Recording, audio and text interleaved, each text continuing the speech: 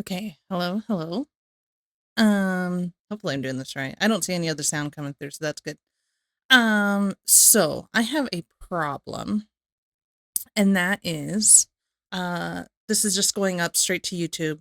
This VOD that I'm going to be showing you is from Kick. The only way I'm going to be able to download this VOD because my Rumble was glitching out is to screen capture this whole reaction that I did, record it, and then post that onto YouTube. Because I can't download it from Kick. I tried looking up how to do it and I just can't figure it out. So this is like the best way I've got it. So you're not gonna hear me for the rest of this video. This is quote unquote future me, right? Because I'm like the video you're about to watch is past me. And I'm sorry it took me so long. I just needed to find some time to record a 2 hour and 30-minute stream before, like, without any interruptions or any sound coming through. And this is with my tight schedule of only having like a couple hours at the end of the day for me and my husband to enjoy time together, or me to get the house cleaned up, right? So I just didn't have the time. So I finally had the time today. Hopefully this will be up by tomorrow. On Halloween. It'll be, I guess, a Halloween special, whatever. Okay. So thank you guys for understanding. Okay, that's going to be the last of this future voice you hear from me. Please remember to follow me on all the socials. There they are right there. Okay, bye.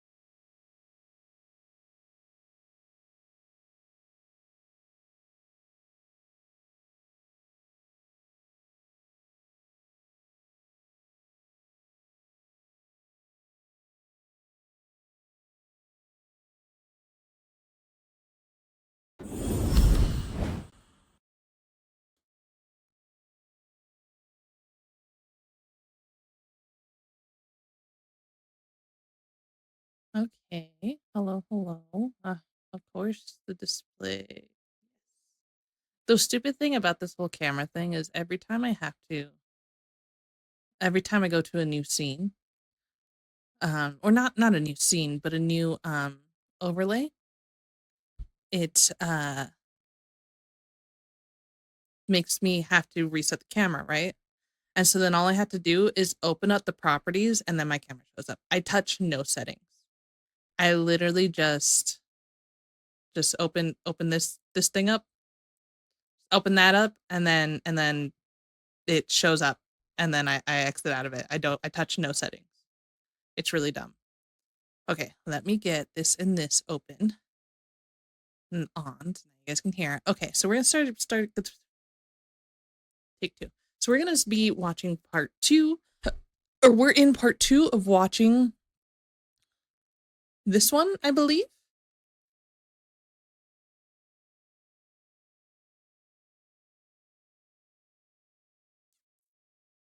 Yes, I believe so. Okay, so I believe we're watching part two of this one. Once again, go and check out Rachel's channel. Um, we are going to be continuing to react to Emily's expose. As you can see, this was released 2 weeks ago, and thus we are so behind on Girl World all over again. We do need to go back to we do need to watch this one, I'll add it. I'll add it to the playlist. We'll add to playlist of Gorl reactions, and I'm thinking this one. But we'll this one is one of those things that we could probably go back to after we watch some of the other X's of Amberlynn's things. Okay, so please don't mind the chaos, by the way. It is currently 10 minutes past bedtime routine starting time. Bedtime routine time. Bedtime. So anyways, so bath time's about to start, cleanup's about to start. We do bath time, we do cleanup. Not necessarily in that order. Sometimes it's bath time, then cleanup, and then sometimes it's cleanup, then bath time. We give our toddler a choice, but those are the only two options. You know, kind of like the illusion of choice. You give your toddler like two things that you have pre-approved for them to pick from. And we tell her, okay, it's time to clean up, or do you want to go take a bath? And then whatever one she picks, and then we say, okay, after bath, like if she picks bath time, it's like, okay, then after bath, it's cleanup time. Anyways, you guys don't need parenting advice. And then they get their bottles, and then they get laid down in bed, and then she screams her head off for about 2 hours, and then she knocks out, and her sister sleeps the whole time. I don't know how her sister sleeps through all that, but she does. So please ignore if there is any screaming children that you hear. Do not worry. My husband's taking care of them. I'm not streaming and not having anyone take care of them, and they're not just running wild and crazy out there. No, they're being watched. And so all screaming and stuff is being taken care of by him. I have 2 nights a week where I get to just not worry about them screaming. They're being taken care of. I don't even care. My husband has 2 nights. I have 2 nights.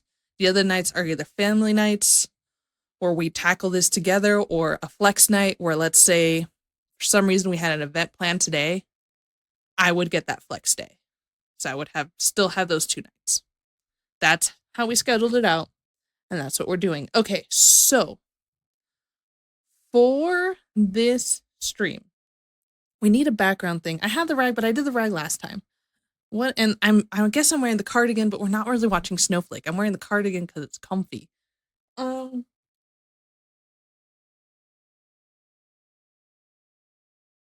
we just do the rag again? I'm painting rag, otherwise known as the washcloth. The washcloth on the corner. Yeah, see, here's all my dots from all the painting. Have the sample container. This is not a gaming stream. And then our folded up washcloths. Folded up washcloths here. Yeah, they're just, these really are just chilling.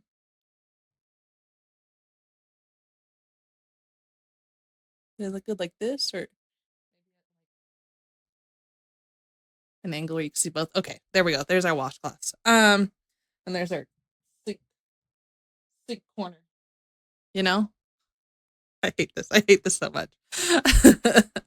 Don't mind me. I'm just a terrible person. Okay, so we're just gonna jump into it. We don't have a ton of time because I do want to stream later. The Helldivers dropped an update, so I want to stream the Helldivers update. It's not a ton of new stuff. I should also bring up the other chats. Hi.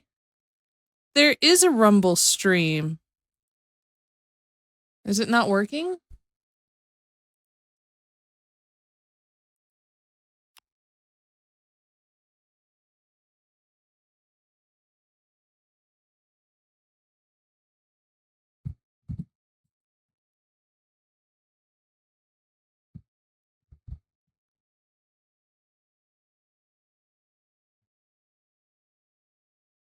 It should be working.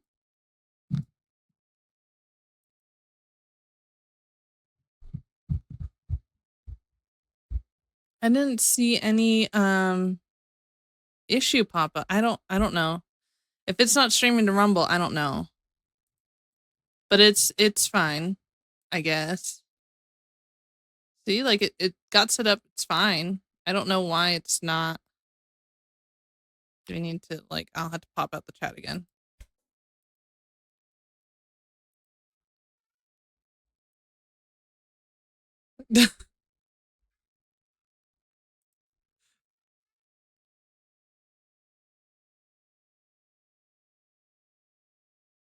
I don't know. I don't know what's going on. I'm just gonna, if it's not working, it's fine. This will be a VOD over on the over on YouTube. I don't know why it's not popping up or whatever. Everything went through. Everything was fine. And then I didn't start the stream until after I set this all up. So I don't know. Anyways, oh wait, no, we need that open. So, back to what I was saying. I just loved, I don't know if you guys could hear it, but I heard a crash. And then I heard my husband say, Maria, are you okay? And I just hear her little tiny voice. I'm okay. It's the cutest thing.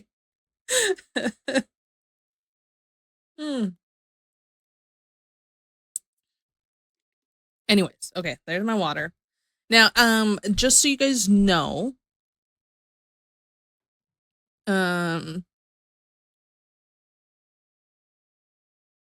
we add another text source? Just a quick text source at the bottom. We will not be doing all what's it called? All, there it is. The redeem points. Add source. New one. We're gonna call it no CP. No, wait, we're not shortening channel points.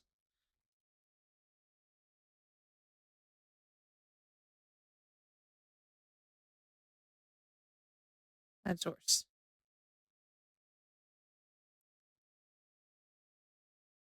Do not redeem Australia mode.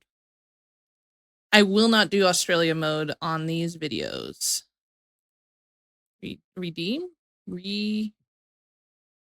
Is it 2 E's in redeem? Redeem. Okay, we're just gonna do that. We're gonna do that. We're gonna grab this. We're gonna put it down here. We're just gonna make it a nice small annotation.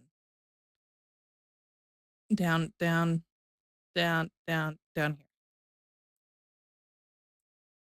If you redeem Australia mode, I will not honor it this time. Just because, or team kill, honestly, but if you redeem TK, I'm just gonna add that to a widget somewhere. But just don't redeem those, because maybe I should edit it.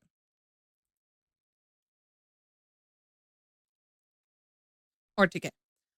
For those of you wondering what that means, on Twitch, I have channel points. So if you watch my stream, you will have options to redeem channel points. The longer that you watch, the more you get. There are things such as to make sure I check my posture, to make sure I drink my water. And there's also things like no glasses mode, which I don't mind doing no glasses mode. It's just fun things you can do over on Twitch. Once again, everything happening over on Twitch is just you just get to watch the stream and that's it, and redeem those channel points. There are no VODs over on Twitch. If you want to watch the VODs for Amberlynn Reed specifically, go to my YouTube. That's where I have the most, and they're easy to find. On my Rumble and on my Kick, that's where you have all stream VODs. So everything that I've streamed gaming wise and Amberlynn wise are all over there. Now, let's just get into this. So where did we leave off? That Amber is a absolute fucking liar. It's 4:18. That's pretty accurate. But lately just lying. I did not. to wait for Emily to come home to sit down at the table. Ah, yes. Okay. I already knew that Amber was just So, say to me, "Honey, I do love you, and I feel a lot of remorse." uh, um, Emily's at work. She doesn't reply. Then 5:20, she says, besides saying something about Colleen, that was the worst thing you could ever say to me. That would be like me saying you deserve to have a fucked up child. The word proof knew that Amber was lying in both versions of her rarity story. okay, so we're just going to end it there, or we're just going to stop it right there. So, quick catch up. Amberlynn has, in this section, because if you really want to do a whole catch up and get into details, you got to go back and watch it all. You either got to watch this or you have to watch my reaction to it over on YouTube. But yeah, okay, so over here we saw, we're just gonna, maybe we'll just do this part. So we saw over here that the November 17th, 3:12 p.m. Hey, this happened. We came to your house. We tried to deliver this pizza, but someone said that you did not call us. So, can we get the correct number? And then Amberlynn says that they rang the doorbell and I told them it wasn't me. So she answered the door and she told them it wasn't her. Now we did look at the time around 3 p.m. for 2 or 3, we said like 2:40, right? Around 2 to 3 p.m. The temperature wasn't as cold, but I'm not 100% sure. I looked at the correct temperature in the area. We just looked up like the capital of Wisconsin, dude. Like, I don't know where Emily lives. And I'm not going to try to reveal where she lives. If I did know where she lives, I wasn't going to look it up. I wasn't going to look up the address. I just know she lives in Wisconsin. So we looked up like 2 places in Wisconsin and try to get like the average across the board. But I don't know, those could have been on the west side and she could have been living on the east side. So it actually was really cold, especially since the next like 2 days it was snowing. So it said it was like 70. We get the house at 70, but also we get the house at 70 and we're actually a little cold, but the girls like it. They go to sleep better with it and they sleep longer. So that's why we keep it cold. It's not going to cost as much as soon as winter hits because it's going to be freezing in this house, but that's not the point. Anyways, so yeah, they rang the doorbell, told them it wasn't me. So that's where we left off. But that back door was left open. We get in a really fucking bad argument. But no, we're checking at the time at like 3 p.m. From her original story, the door was open from like 5 to 5, something like that. So I feel like at some point in time, at like that late or that early in the morning, the temperature would have dropped drastically and she would have felt the cold breeze earlier. Argument. She leaves through the glass door, leaves the door Right, because open. her work, she I was did not notice she was gone for because work I did not go near around the like door. 4 I did not go 4 near the o'clock. door. I did not go near the door. I did not go near the I door. love that edit. It's I so was good. sitting at the kitchen table waiting for her to come home. And that's when I noticed the cold breeze. We already knew that Amber. So she was waiting for her to come home. She works 12-hour shifts. She's probably working from 5 to 5. Right? So that's where I'm saying that sometime like in the middle of the day, 2 p.m., it was like 70. But like how many times would she have actually felt the cold breeze way before that? Was lying in both versions of her rarity story, but these messages just give us more proof and really just ram it home that Amber is a absolute fucking liar. It's 4:18, a bit later. Amber writes, I do love you and I feel a lot of remorse. Emily's at work. She doesn't reply. Then 5:20, she says, besides saying something about Colleen, that was the worst thing you could ever say to me. That would be like me saying you deserve to have a fucked up childhood, then getting aggressive with you when you got upset about it. Amber deflects straight back and says, during one of your first rages towards me, you literally said, and I quote, no wonder why your parents don't talk to you. You've also said things about my size, which is my biggest insecurity. You've said things that have literally broken me into a million pieces and left me hating myself and questioning my worth. That does not excuse what I said to you, but it shows you that we both say things we don't mean. So instead of taking one iota of accountability for what she said, she grabs what Emily said in what she describes as one of Emily's first rages, and she uses that against Emily and says, we've both done the same thing to each other. She cannot take accountability. Also, very interesting here, and something that has always interested me, Amber claims that Emily insults her about her weight, and apparently she said she looked like a melted candle if she lost. Now this is back. I'm just a little tiny note. This is one of her first rages towards me when anytime Emily gets into conflict from the sounds of what Amberlynn has been saying is that she takes off, she leaves. Like that was the whole reason that they got into the argument, and Amberlynn dug her nails into Emily's arms was because Emily was trying to leave and Amber didn't want her to leave. So again, while I'm not excusing Emily of being, I'm not saying that she's a great person and that she's totally innocent.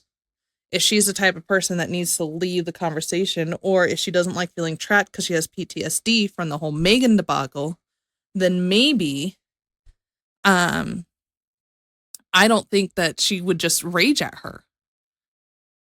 Like that just doesn't make any sense from somebody whose instant reaction to arguments and fighting is to get away and panics when they can't. Like that doesn't make any sense to me, but what I don't know. Lost weight. She probably looked like melting ice cream or a melted candle. My girlfriend behind my back was calling me Porcahontas. The question I'm really trying to ask here, though, is why would Emily insult Amber's size if she loves it so much? Bit weird. Amber Also, Saribot, completely inappropriate with the joke of the day. Cannibal is someone who is fed up with people. We don't need to talk about feeding right now, Saribot. That's not in good taste. says, even though your words tore through my soul, I forgave you. So hyperbolic, so dramatic, really dramatic language. And then Amber says, I've apologized and taken accountability for what I said about Megan. I even begged you for an hour to accept my apology and speak to me. Begging somebody to speak to you for an hour is crazy. If someone doesn't want to talk to you and they say, leave me alone, give me some space, you need to Leave do them it. alone. This is just Give them Amberlynn's some MO all over again. She never gives anybody space, no privacy, nothing. There's nothing more I can do. I'm left weak and hopeless. I've accepted defeat. I'll leave because I'm no longer wanted here and it's clearly not something you want to forgive Fine. I'm leaving. forgive me for and fix. After everything that's been happening today, Is this my body new? is Is this shutting you down. I hear new? I'm not myself anymore. I feel sick every day. I feel scared. Looks different. I wanted us to stick together and be there for one another, but when you woke up and yelled at me and was rude to me for no reason, it immediately triggered me and traumatized me. I acknowledge I shouldn't have said what I said. The only way you and I can ever work is if you truly want it enough to admit that we are both at fault. So Amber just desperate for Emily to admit that her being physically harmed by Amber was her own fault. I can wear a sign on my head admitting my faults during this. My ego means nothing to me. Interesting. My guilt and fear and defeat is overpowering almost every other emotion I have right now. That is very interesting. My guilt and fear and defeat is overpowering almost every other emotion. Guilt of what, Amber? Very interesting. Other emotions that might relate to, for example, how much you love your cat, not wanting to harm your cat. All she wants is to get rid of her guilt and fear. I'm lost. No matter what I say, you aren't hearing me, but I still continue to try because there's love there. That's why I'm here. Emily puts, I've apologised for the things I said out of anger when my hormones were messed up, but you continue to treat me like crap and I can't do it anymore. You know, saying I said it out of anger when my hormones were messed up is a little bit of an excuse. It's not full accountability, I would argue. Being like, I said sorry, you know, but I only did it because my hormones were messed up. And then her main point, you continue to treat me like crap and I can't do it anymore. And Amber replies again, another huge long message. It's getting a bit tiring, to be honest, but Amber says, you treat me. I would hate to be getting all of these like paragraphs and paragraphs. Like I would probably read the first few sentences and then read the last few sentences and then be done. I'm gonna be honest. Like I would hate that, especially when I'm in an argument where, again, this is screenshot number 34. This has been an all day thing. I've been in an argument with someone all day and they're sending me books at this point. I don't want to read their shit. Like, I'm tired of it. If at this point I skim and don't see I am sorry for what I did, like I would just, I am sorry that I dug my nails into you. I should not have done that. Like that's me like crap. You woke me up in the dead of night to yell at me for something I didn't do. I told you I was sleeping and you probably had a nightmare. Instead of believing me, you called me a liar and was flat out angry with me. Of course, I'm going to react to that. You scared me. You downright terrified me, really. Instead of acknowledging that I didn't just randomly treat you like crap, I was literally reacting to how you were treating me. It doesn't make it right. It doesn't make it okay, but you were an ingredient in the situation and you're making out as if I'm the only one at fault. Amber just writes these huge messages. It's like, oh my God, this is so long. Amber says, you aren't hearing me, you aren't believing me, you're saying everything that happened is my fault.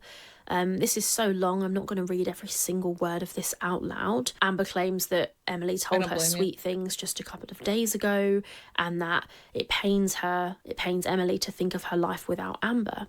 And then Amber says, are we truly done? Do I call my mum? Calling my mum alters everything. It makes it real. You'll notice in the screenshots I've shown so far, Amber alludes to having texted her mum in the night around 4 a.m-ish, and she mentions that she's texted her and that she said she's awake. But Amber is very, very clear in these messages and in the messages that you're going to see in a minute that we're about to get to, that Amber in fact had not called her mum. So now I'd like you to watch this clip, bearing in mind that Amber has said in these screenshots which we're looking at right now that she hasn't called her mum yet, and it's 3 p.m. on the same day. But I immediately called my mom. Like I'm like freaking out.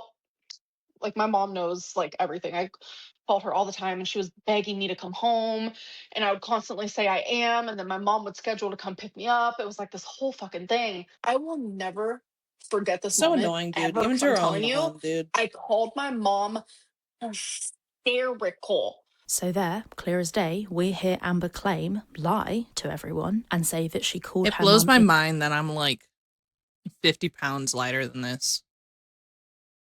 Like, I really need to lose weight, dude. It's getting so bad. And there's the dog monkey. immediately, and that she was hysterical. But in the messages we can see she didn't call her mum immediately. You're about to see even more proof of this in a second, but I just wanted to highlight this discrepancy because I think it was really important. Amber calling or not calling her mum is actually quite a big part of this story, and I think that it's part of the reason that Amber is gaslighting Emily so hard in these messages, because you've just heard Amber say that it was a whole thing whether her mum was coming to collect her or not, and this is no small journey that this 34-year-old adult is asking her mum to take. It's a 12-hour trip to drive from Oklahoma to Wisconsin to collect your daughter. So if you're going to be asked to take this trip, the person asking you needs to have a... That's how, yeah, Oklahoma to Wisconsin. Like, we don't know that where they live exactly. Well, we know that she lives in Oklahoma City. 13 hours is about how long it takes me to go to California, dude.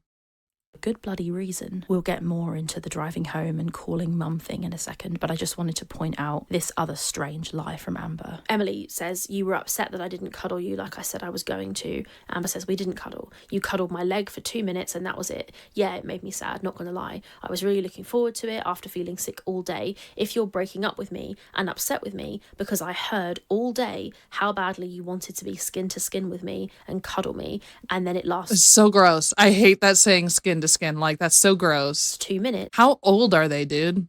Then fine, I was disappointed, I will admit that. Emily says, you wanted nothing to do with me and I was tired. This is quite funny, this bit coming up here. Amber says, I didn't argue with you. I calmly told you how I felt and then moved on. You fell asleep. I understand you were tired.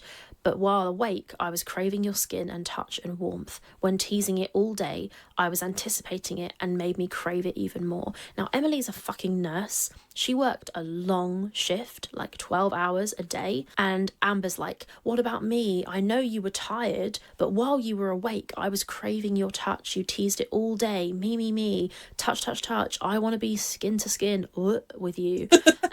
All she cares about is how she's so she feels. accurate for No that consideration reaction. for Emily. Emily says, I was cuddling you, but you wouldn't stop watching Geordie's stupid video talking about me.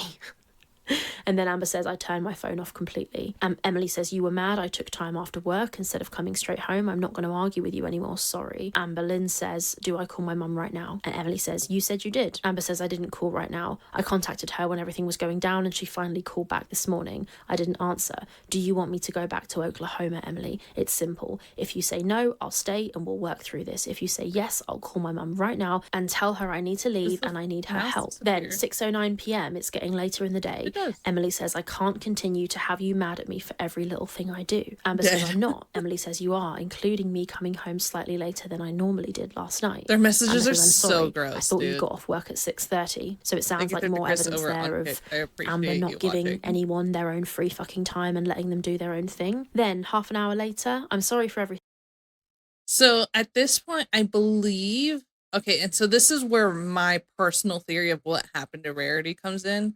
I believe Amberlynn was getting ready to get, like, wanted to throw her cat out, like, an hour before, or like, hour or 30 minutes before Emily came home. And so Emily was supposed to come home, right? Because she works a 12-hour shift. She was maybe supposed to come home sometime in the 5 o'clock hour. So part of me thinks that Amberlynn was like, okay, well, let's throw the Rarity out at like 4:45, and then she'll just find her and she'll save the day, and we'll just be so happy and we could be skin to skin. um and so she threw her cat out, and then Emily decides that she doesn't want to come home because she has Amber waiting for her, and she was saying and kind of scared to come home. And at some point, Amber said something along the lines of, I'm just forgot what time you got home, or something along those lines. Like, I just messed up the times you get home, or something along those lines. I forgot where it was, but I know I mentioned it when I saw it. And so, oh, right here, I thought you got off work at 6:30. I'm sorry. So she probably threw the cat out soon. And 6:42, like nothing from Emily. And that's why I think it got so, like, I think Rarity was outside for too long. Like, maybe the last time that she got out, because she has gotten out multiple times at this point at Emily's house. I think this time it was too long and it was too cold. I'm sorry. Because again, it also doesn't make sense that if the door was open for that long, then why was it only Rarity that escaped and not all the other animals? I'm sorry. We both have made mistakes and apologized. If you want to be with me and have me stay, I will. But if you want me to leave and go back to Oklahoma, I need you to say it. Then it looks like Amber changes the theme of the backgrounds or whatever.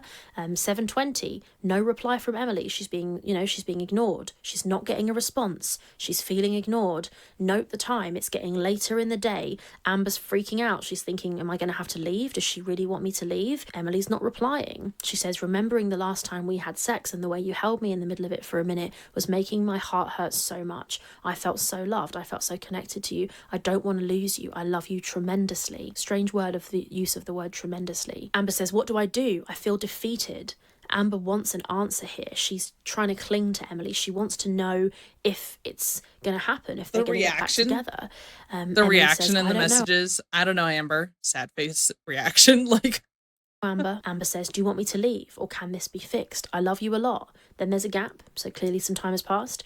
Do you love me? I'm just so sorry. I don't know what else to say. Now it's, why is she all of a sudden groveling and apologizing and trying to make it better when what Emily wanted was for her to take. I know I talked a lot last stream, which is why I'm trying to give a little bit more space in between some of my reactions, because oh my god, it took like an hour to get past the first like 20 minutes. So sorry I'm not doing too much adding, because Rachel honestly has got a lot of my sentiments, and then she's also pointed out things that I didn't notice, and so when she points it out, I'm like, that's a good point.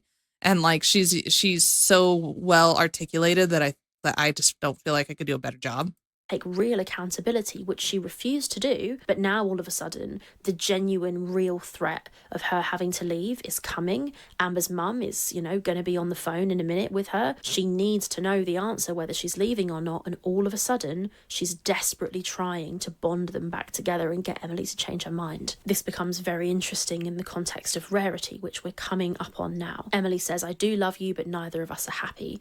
Amber says, I thought you were happy with me, though. You said I help you, and you don't know what you do without me. I can't beg for you to want to be with me. The emojis, dude. I can't imagine being in this quote-unquote serious of a conversation with someone I quote-unquote love and be putting emojis in these chats right now, dude. Like,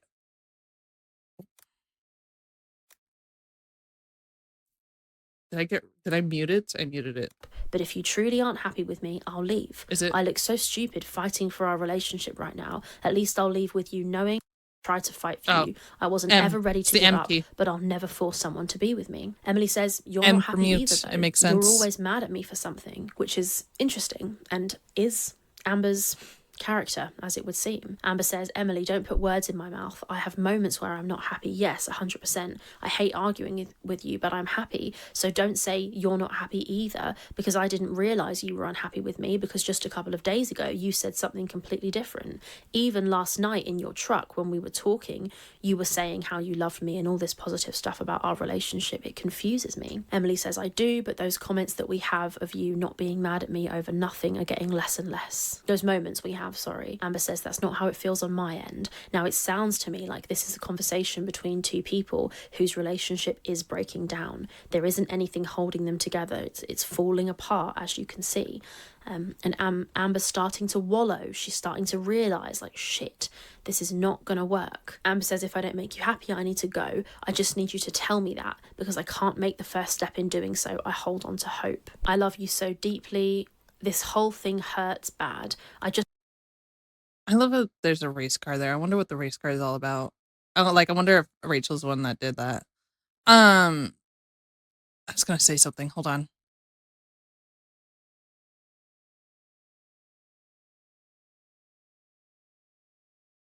No, my thought left. I'm sorry. We're gonna keep watching. Us to be touching right now, a hug that we both feel strongly. Emily says, you've just told me that I emotionally neglect you. If that's true, then why do you want to be with me? A very fair question. Amber says, because I talked to you about it and you said that you were going through something. Also, Amber, to be fair, all of this, you're amazing and I love you and you fixed me, all happened before you hurt her physically. All of that happened. Like, maybe she was okay with the arguing back and forth all the time, but it stops. For her, a line was crossed when you physically harmed Emily.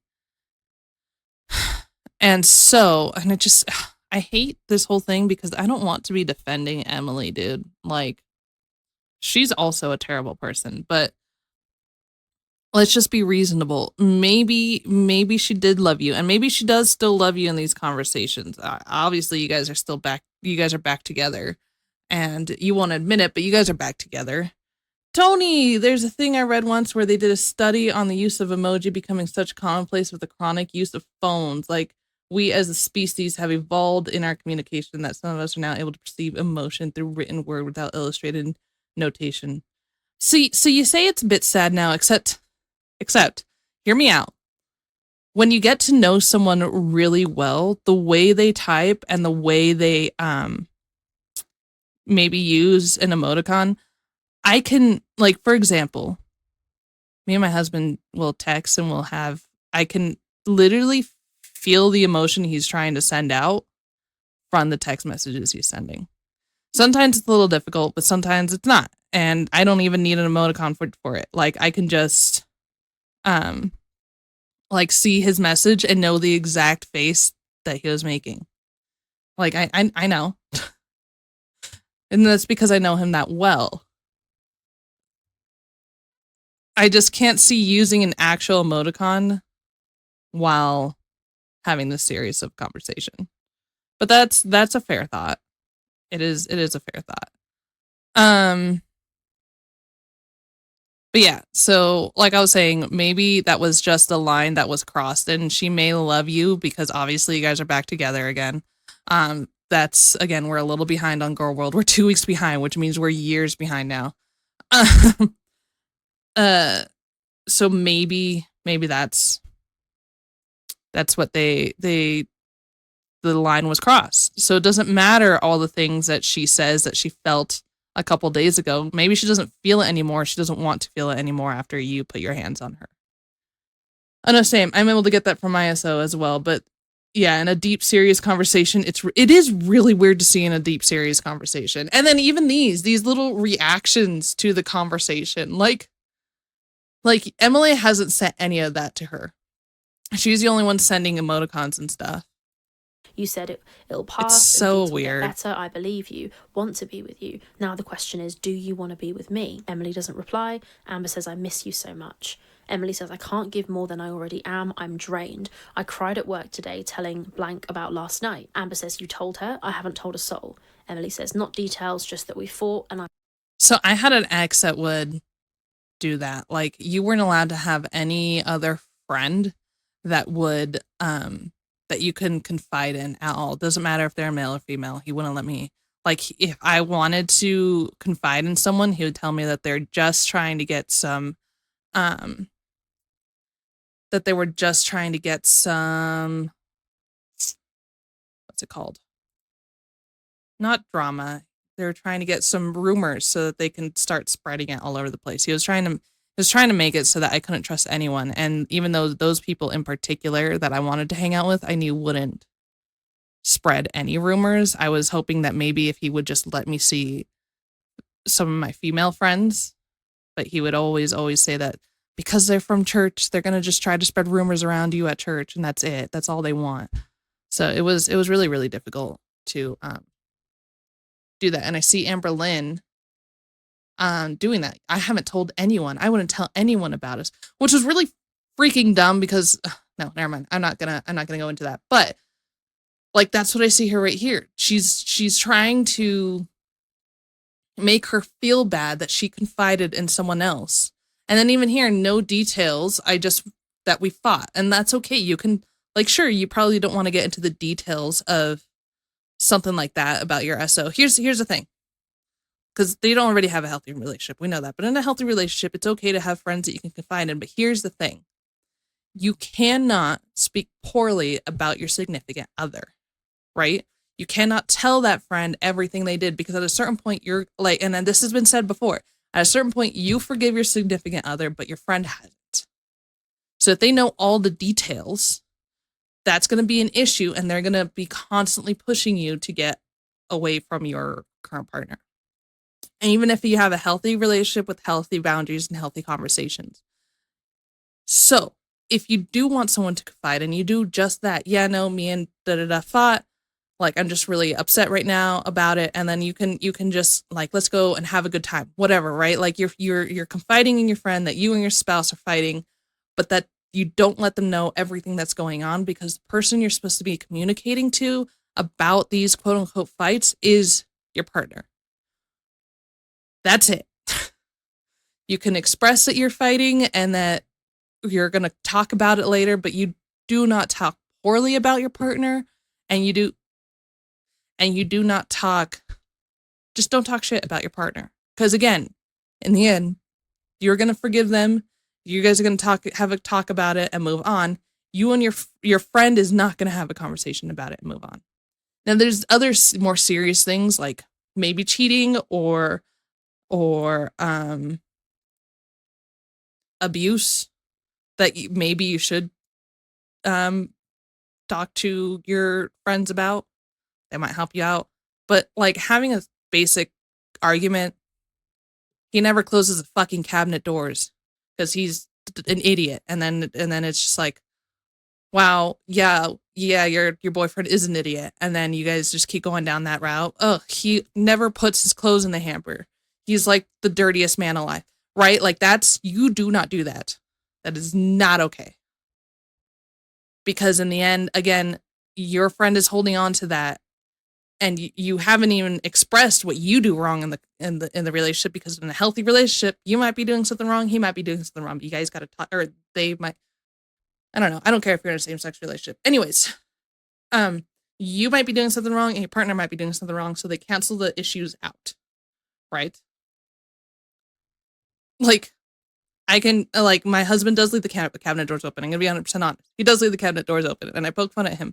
I don't get angry about it, and I just move on. I leave it alone. But I also do things that annoy him. For example, I don't listen well.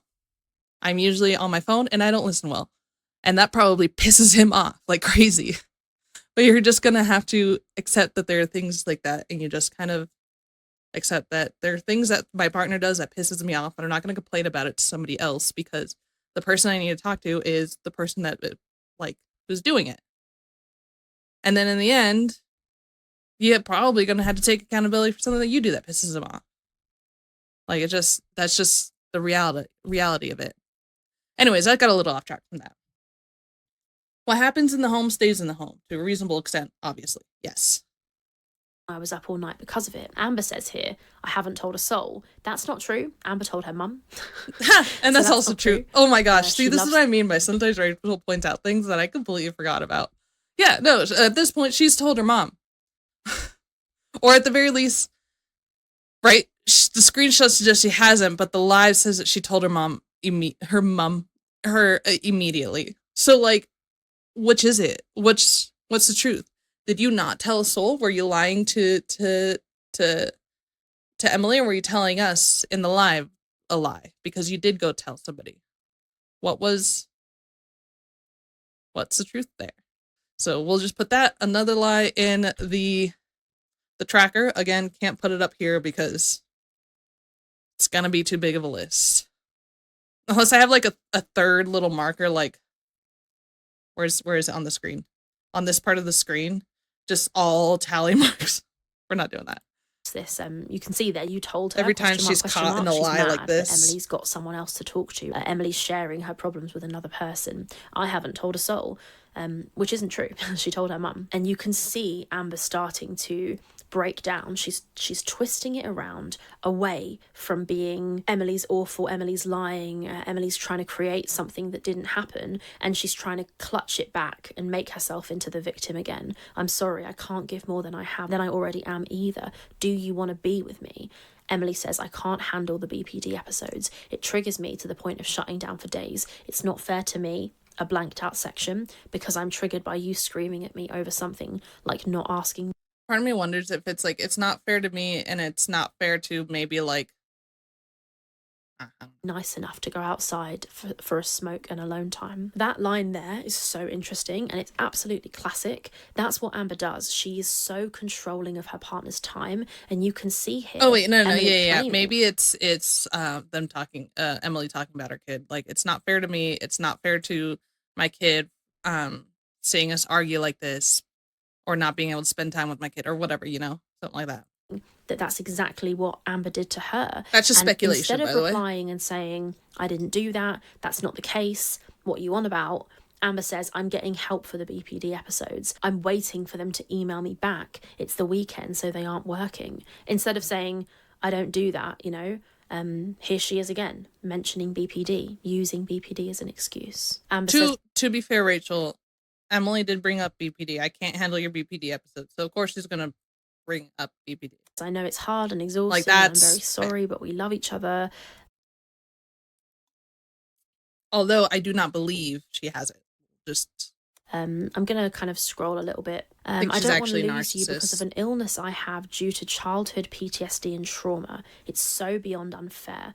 Now that line there, I don't want to lose you because of childhood trauma, is effectively saying she doesn't want to lose her because of her BPD. This is Amber refusing to admit that it is her behaviour which is the problem. Sure, you have BPD, but the BPD, I mean, I don't even know if she has it. She definitely isn't diagnosed. 100%. But her claiming that the BPD is what causes her to behave this way is classic. She will not admit that it's her responsibility to have therapy and sort it out. You can't. I don't care what mental and I don't care what mental illness you have.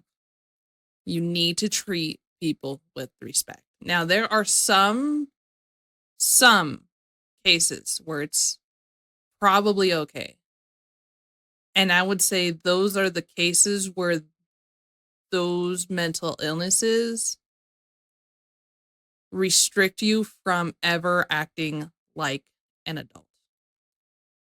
Like, I've had I don't want to speak poorly about them because it's not poorly. Like, but like, for example, sometimes you can be disrespected by someone who has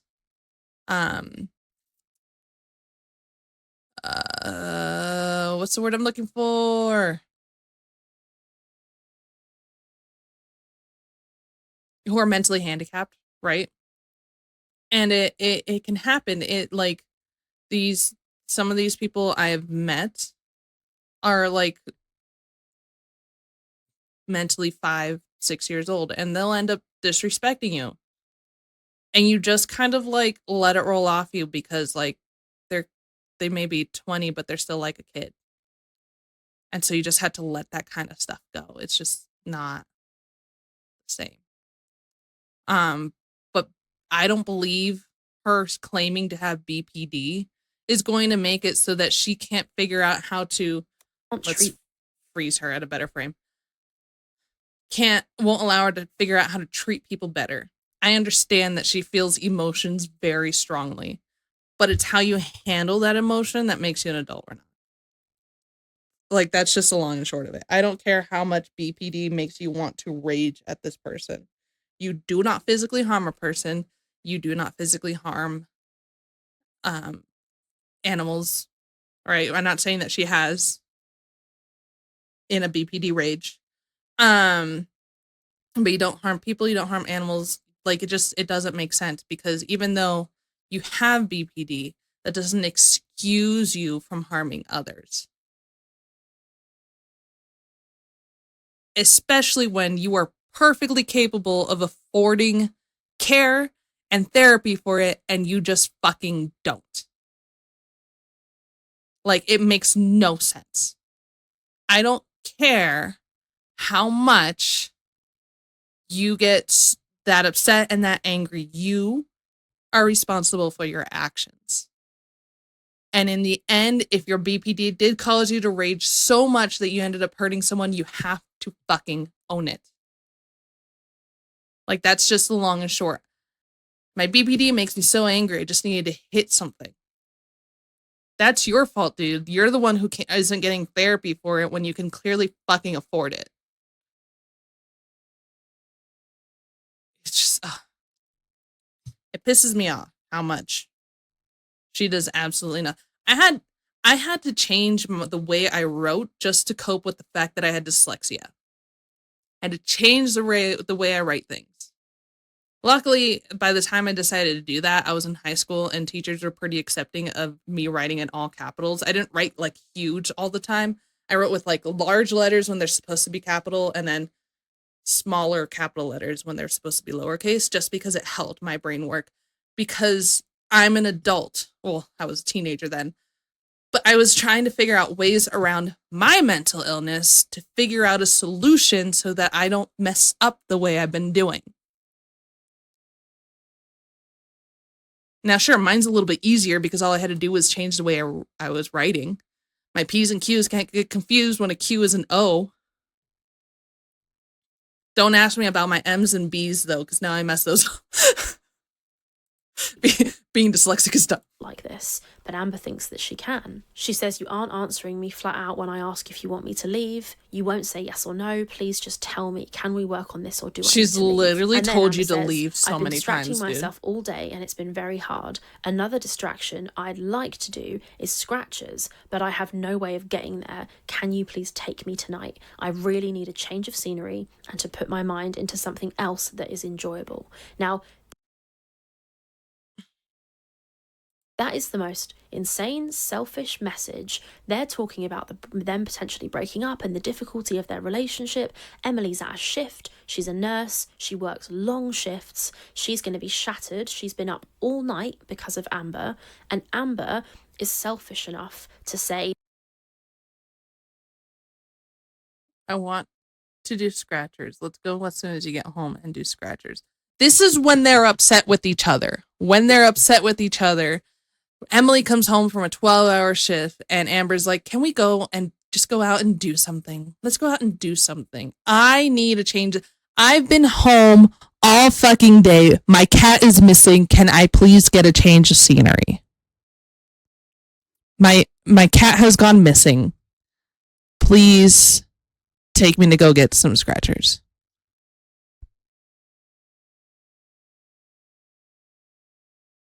Right? Because I'm not. Or did Rarity get up here? Nail digging, Casey.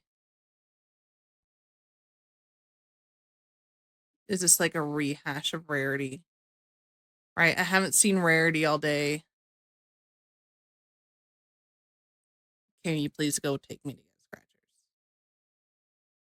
Right? Because at this point, it was. Let me see if I can find a timestamp. Oh my God.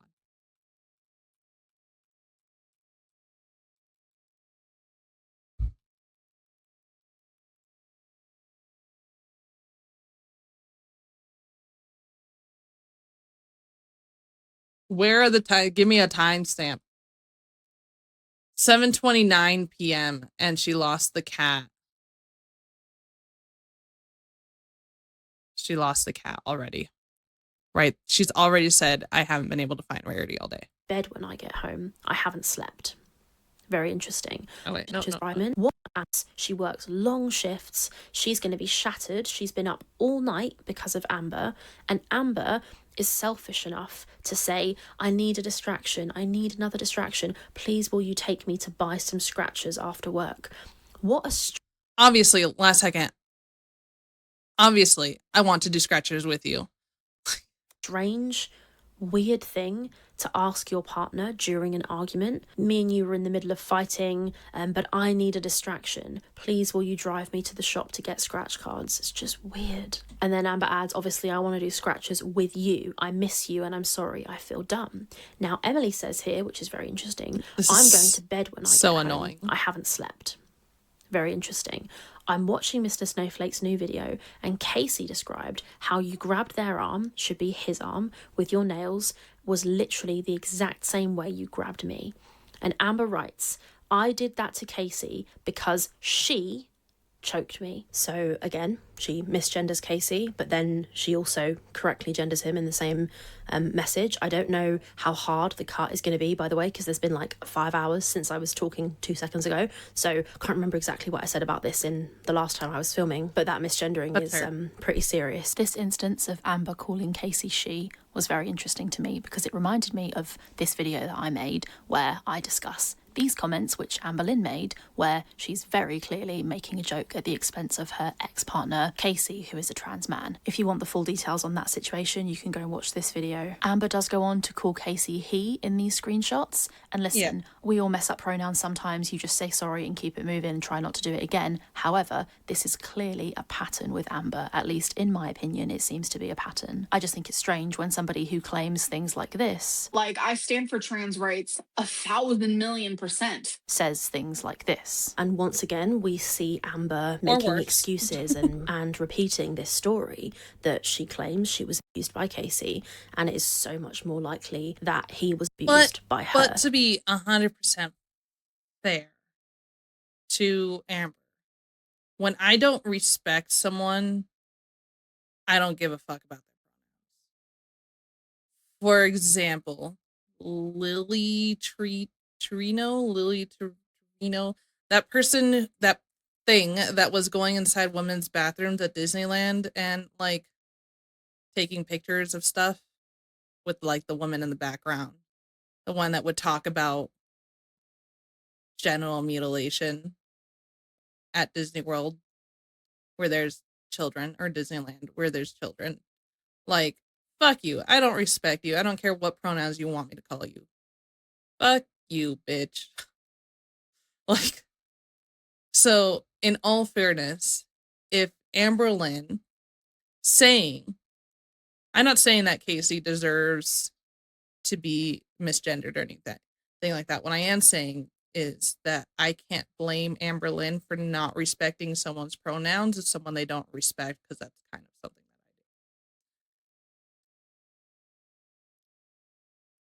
that I do. Whether she's right or wrong in not respecting that person is up to a different individual, to you individually. Leave the kids alone is a real simple boundary. Yes, I agree. Is where you would have to figure that out, because I've met, haven't had trans friends. I don't have trans friends. I have like 3 friend groups and they're all straight. 3 friend groups, 3 friends and they're all straight. Cis. They're just straight. Or as what does Chantel call them? They're all normal. Fucking Chantel is dumb. But yeah, they're all normal, and thus, I don't have to refer to someone by their pronouns that would be upset if I didn't. Right? Like, it's not that big of an issue with us. So I don't have to deal with it on a daily basis. But yeah, that's just I'm gonna be 100% honest. That's just who I am. Like, in reality, the trans community, the LGBTQ community make up like 5% of the population, small percentage of the population. So if I only have like 5 friends, I'm not gonna have a ton. Maybe one of them's half gay, I guess. No, but I'm not gonna have a ton. But that doesn't mean that the people I meet at work or the people I meet, um, actually work is the only place I've ever gone out of the house for. I'm not gonna respect them in any way, shape, or form. Like, they haven't done anything wrong yet. That's a joke. That's what all the evidence points to. That's Anyways, what moving on. Amber's string of Before I exes get and all of their banned for stories hate points to. speech. And I believe Casey. So that's why, again, that's the only reason I can't blame Amberlynn, is that if she doesn't respect Casey, then I could see Amberlynn not respecting Casey's pronouns. But also, no, we're just going to leave version it of that. events, and I've said that many times and I've made many videos about it. Amber says I was 19 when that happened 16 years ago, and the fact that you're watching that makes me so fucking hurt. I can't believe you to sit there and believe him after I opened up to you about what he did to me and what he still puts me through.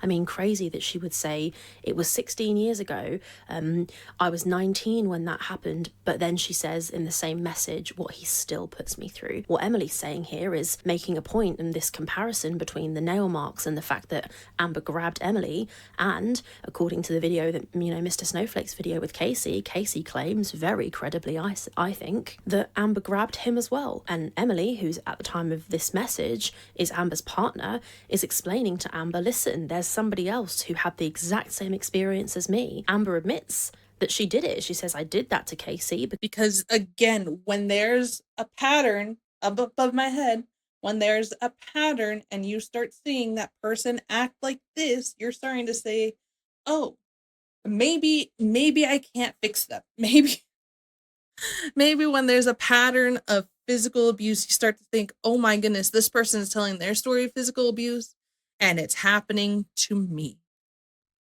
Because he choked me. But that makes no sense as well, because according to Amber's version of events, Casey choked her in the street when they were walking to the laundrette in a public place. Memories are kind of like fading here and there. But I do remember us being on the sidewalk, and I remember her dropping what was in her hands, and she took me by the throat. At this point, Casey had come out on that train. I was like, what? And I think at the time, what shocked me the most was the fact that she was doing it in such a public place. Like, there was nobody around that I remember. And, like, I was, like, crying. Like, she literally was having me by the throat, just, like, screaming at me. But if you watch Casey's story, he claims that those nail marks were made, or that Amber grabbed him by the arm when they were sat in his bedroom. So not in a public place. Ergo, not the same event. So what's going on there? That doesn't add up. And the point I'm trying to make is that Emily, again, asserts the same thing she's asserted 48 screenshots in. You were physically violent towards me. You hurt me. Seeing that multiple people have come out like this, I'm starting to think the person that did this is anything lying. That would give Emily any kind of understanding that she's apologetic for what the one that we just caught lying, talking about something dumb. Like, I haven't told anyone that we're fighting, even though she said that she's called her mom and texted her already. So that's a small lie. I feel like she would be more likely to lie about something big too, did, or she understands what she did. Once again, she deflects. She blames Casey. She makes out that she was the pure innocent victim in that situation, and I don't believe it. She's lied publicly about the nail marks on Emily's arm, which we're going to get to in a second. So it's absolutely completely believable that she would lie about the nail marks or the fact that she dug her arms into Casey, her fingers into Casey as well. She's not an individual who can be trusted when it comes to telling stories, and we know that. She's lied about so many things. I cannot stress enough how many things Amber Lynn Reid has lied about on YouTube, as I'm sure you all know. And if this is the case and she was the victim, why in this message does she feel the need to say it was 16 years ago? This is Amber's MO. She does this all the time. Whenever she feels the need to defend herself, whenever she admits anything she's done wrong, which she usually doesn't, she always caveats it with a time period. That was this many years ago. That was that many. Recently with her aunt, what have I done to you in the past 2 years? But just as your aunt, she's lived with you all of your life. Maybe her decision didn't take part in just the past 2 years, but of everything. Many years ago. And she says, I'm sitting here crying, feeling remorse. That's just what I think about immediately is Amber Lynn's, what did I do to you in the past 2 years? Bruh, you haven't changed. You haven't changed. Thinking of all our good memories and thinking of ways to improve our relationship. So don't act just because you haven't done something recently doesn't mean that you haven't. Lies about me. When I first read that, I thought she was talking about Snowflake. She's not. I think she's talking about Casey. So in this message right here in 4K, she is calling Casey her once again, and it's mad. This is one chain, one conversation where Amber accuses two partners of abuse, and following this conversation, she also goes on to accuse Emily of physical abuse. That's 3 people, all accused in one message chain. That's crazy. It's pretty unlikely that Amber has such bad luck with choosing partners that she happens to have chosen a partner again. And then this is, I don't know if this is just because of the statistics, but like I've had one person in my past relationships that I would say, I don't want to accuse of abuse, but they weren't the best. One. Now, sure, maybe some people might have more than that, but like out of the, it's not a lot. Just let me count for a second.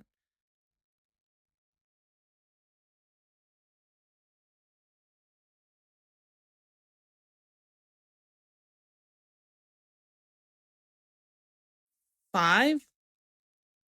God, it was such a long time ago because it was all in like high school. And I don't think I even dated anyone in college. No, I dated one in college, which I already counted them. So yeah, out of the 5 people that I dated before my husband, one person who was what I would call not the best. Not the best, right? He was my last boyfriend before my husband. Not the best. And the one who I dated before that was a drug user. They treated me better than the last guy.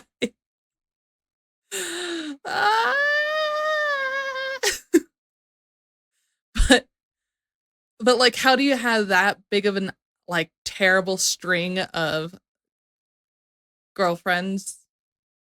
Well, yeah, girlfriends where Jade was apparently abusive and then Emily is also abusive. And then before those 2 girlfriends, you have Casey who was abusive, and I think that was it, that she claimed physically abused her, but like Beck emotionally abused her. And I don't know, she's never accused Destiny of anything, I don't think.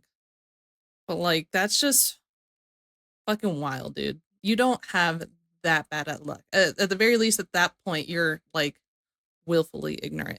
Especially because she was fucking warned about this relationship and she still said, you guys just don't want to see me happy. Another one who physically abused her. It's much more. I was warned about my last relationship too. Like, people told me not to. Everything told me not to, and I still did it anyways. And I learned my lesson from that. I never went down that route again. Obviously, I married the next guy that I started dating because I was like, fuck it. I cannot be responsible for my choices. I dated a druggie. I dated that guy. Can't do that. So, I'll just let my mom choose who I date next. And so my husband ended up asking her. I also told him that if he doesn't ask her, if she doesn't say yes, then we're not dating. So, because I can't be responsible for my choices anymore. I made terrible choices. More likely that she's the common denominator who, whenever somebody she says said to yes her, to letting him date me, by the way. And look, we're married now, and you have two kids. Like Emily's tried to for this whole conversation. She deflects, she pulls the victim card, she tries to make out that it's not her who's in the wrong, when I think it clearly is. She also didn't approve of any of my other exes I literally either, cannot believe this is real life. Don't worry, I'm done asking you to be with me. What did Rachel say? This is the camel that broke the straw's back. I'm literally so hurt. I think which not this Rachel. This Rachel is not this Rachel. But this proves that she just watches reaction channels all the time, because that's like the Jordy video. He was talking to Rachel, who is Megan's girlfriend, ex-girlfriend, and Rachel messaged Jordy and then eventually said something along the lines of the camel that broke the straw's back. And so it's just been a funny meme. And so here she is proving again that she watches reaction channels.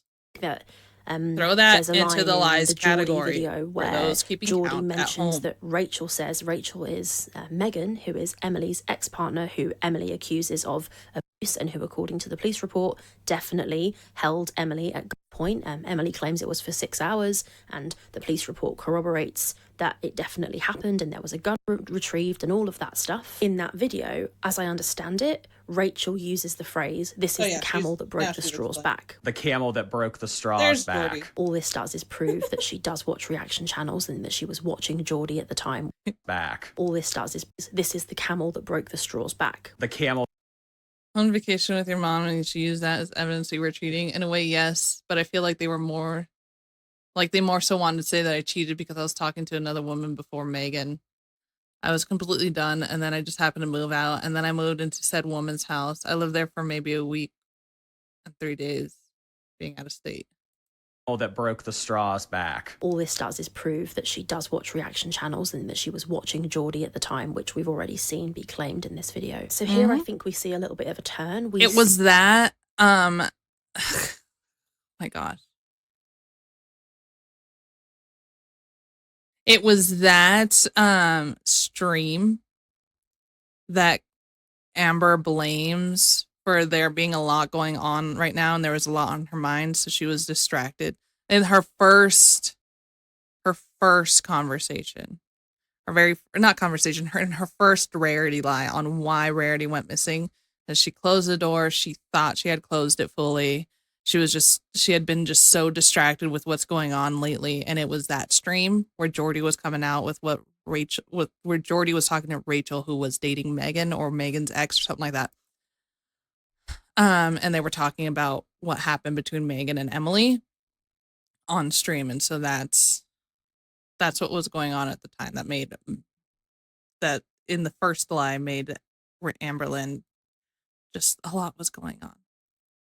See Amber, so she knew again into she was watching her being the victim, as she always does, and try and threaten Emily. And she's mentioning to Emily, "Listen, I'm going to leave. I really am going to leave." This is one of my favorite things because Jordy comes up so often in these conversations. It's fucking hilarious. I think that, I think he loves that they were focusing on him. You know. I want to minimize this so you can see Rachel's name down here. She wants Emily to grovel and beg and say, "No, don't leave me, don't leave me." But Emily doesn't. She says, "Nice try at reverse Uno, Amberlynn," which is just very funny and I think speaks for itself. Once again, playing the victim, I'm contacting my mum, I'm packing my bags, I'm such a fool to trust you, to think you actually loved me. I feel so dumb. I can't believe I trusted you and opened up to you last night about him. I should never have said anything. And Emily, who's watched Mr. Snowflake's video, and she is apparently watching Mr. Snowflake's video when she's texting Amber about this, says, "Nice try at reverse Uno, Amberlynn," which is just so funny and clever how she is undermining Amber's attempt. Emily is saying, "You hurt me physically, just like you did to your ex Casey." And Amber says, "Somehow she's the victim. I can't believe that I thought you actually loved me. I can't believe I trusted you and opened up to you. I should never have said anything." She's fantastic at playing the victim. And we can see she's getting angry here. Oh no, this isn't me reversing anything. You're sitting in your truck watching a reaction channel that has ruined both of our lives. You're watching my ex lie and lie and lie about me. You're watching him deny every fucking thing he did to me as I sit here and beg for your forgiveness. I'm done. I thought we could fix this, but I can't. And once again, Emily comes in the same way she has the whole way through the conversation, just says her one point, her one piece, the one thing she has consistently tried to say. You literally grabbed me and dug your nails into me last night.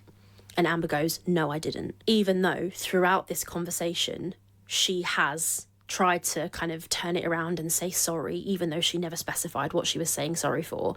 But then here it is again, She would another like to denial. say, No, I didn't. Emily says, are you turned out." kidding me? And Amber it's says, you told like me I things like that. scratched So you. it's pretty Now I dismissive. grabbed you with my nails. What nails, Emily? And I think that's her suggesting that her nails were short. It doesn't take very much nail to make a mark on somebody's skin. I know that that's true. And Amber repeats, I'm done, I'm done, I'm done. Now let's just fact check this quickly. So Amber says that Emily said, you told me I scratched you. Now I grabbed you with my nails. You don't need very thick nails. You don't need very thin nails. You don't even need very long nails to make enough of an imprint on someone's skin. Excuse me. For example, because I've told you guys I wear acrylics, right? Look at how thick those are, all right? Like those are thick, and I could probably, with enough force, and anything with enough force, I'm sure, but like I have enough force in my grip strength, I believe, to hurt someone. And the nails now they've gotten longer, but even when they're short, I have enough. And these are thick nails. If my nails were regular size, if they were like thin like regular nails are, you could easily dig into someone's skin. Doesn't matter how long or short, unless you literally have your nail clipped to right up against your nail bed, which is the most uncomfortable feeling. I doubt that she has done that. Like, I don't think I've ever seen her nails that short because it's uncomfortable and kind of gross feeling. Like, there's no way she had no ability to break someone's skin. If we go back to right near the top of this conversation, Emily doesn't call it scratching. She says, pushing me and squeezing my arm. And then a little bit later, she says, this is also a good you point. grabbed me. Again, she never, you told me I scratched you, now I grabbed you. She never claimed you scratched her. She's always stuck to her point that you grabbed her and you dug your nails into her. In Black number 12, you fucking grabbed your arm and dug your nails into me. It's the same thing Emily has said the whole way through. She's never called it a scratch. She's characterized it as grabbing and digging the nails in. But if we go back to screenshot Black 50, my silly color coordination is so stupid, but it's really helpful for this. Again, the same message that she said 50 screenshots ago in the morning at 4 a.m., you literally grabbed me and dug your nails into me last night. And it's exactly what she said the whole time. But here we say Amber again, which I read this as Amber trying to gaslight Emily. And I 100% agree that she's trying to gaslight her. You told me to scratch you, now I grabbed you with my nails. I have a feeling she's also trying to start a completely different side quest where Emily starts to try to prove herself as being consistent. Like Emily would see that and then be like, no, look, right here, right? Like go on a side tangent instead of expecting her to apologize. Tell her what she said when she didn't say it. You told me I scratched you and now I grabbed you with my nails, ? No.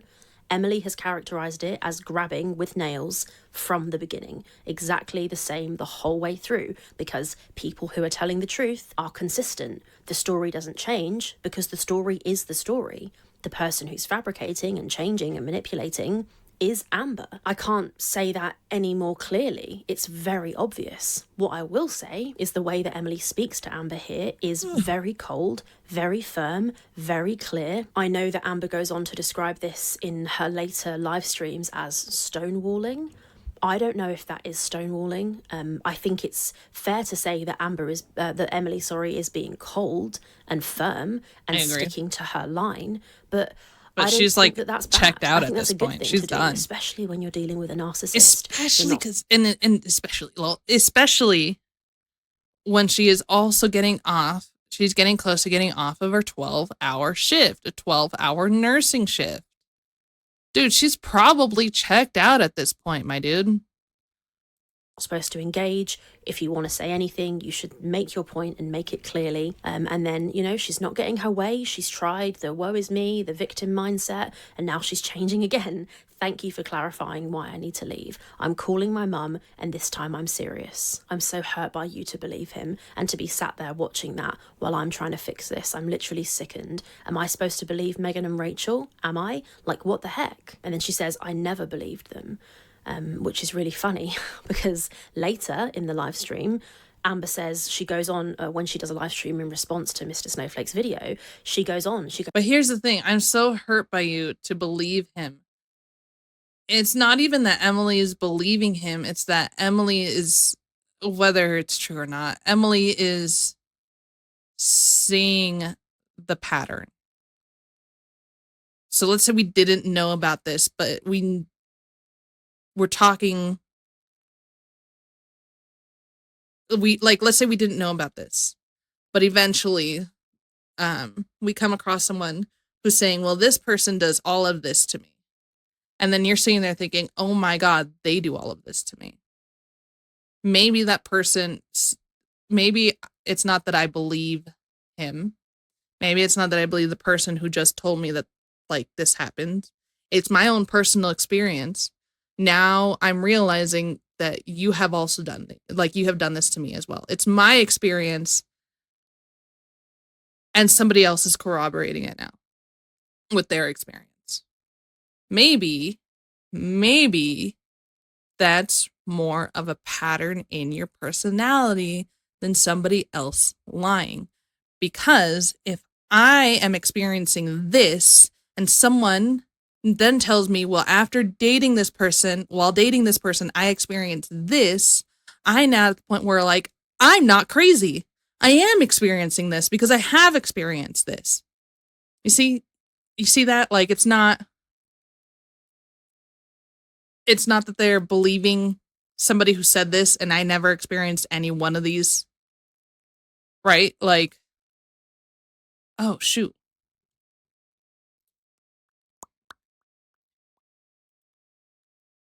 There was something we needed to do. In here, we needed to add a tally to this one, as we had seen earlier. Whoops.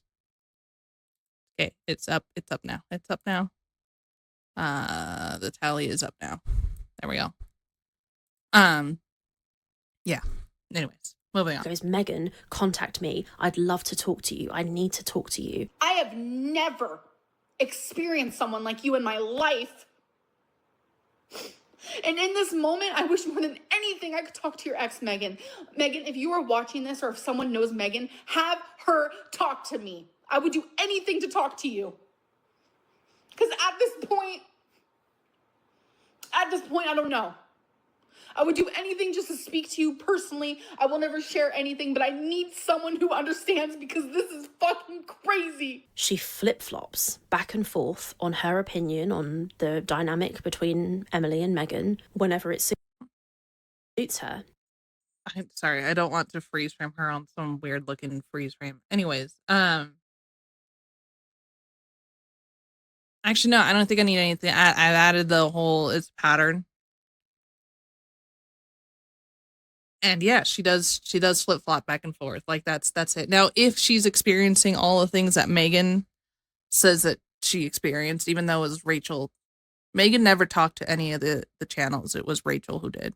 And Rachel was dating Megan or was engaged or married or divorced. I don't know. But like, you can't say you believe someone and then you don't believe them and then you do believe them and no, they're lying to suit your narrative. Like that's not okay.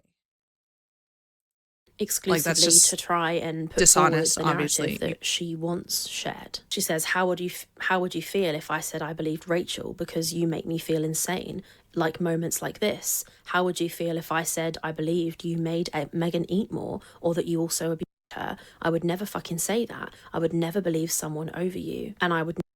But see, this isn't Emily believing Casey. This is Emily listening to Casey's story and hearing her own. So you shouldn't have to believe anything Rachel says. You should be experiencing. No, you shouldn't believe anything that Megan says she went through, because you're not believing anything she's saying. You're hearing your story. You're hearing the same story. Like you're now corroborating stories. So it's not hard to, it's not even like belief per se. It's not just because Emily never experienced any of this and now suddenly she's like, well, yeah, no, I believe Casey. No, Emily has experienced this and Casey has experienced this. And thus, Emily has more reason to believe Casey, because if she doesn't believe Casey, then she's denying her own reality. It's not the same. I would never believe someone over you. You're not believing someone over Emily. You're finding out that they had the exact same story. And it's the exact same situation. You're finally like realize, like having your eyes open and realizing that you're experiencing the same thing they're experiencing.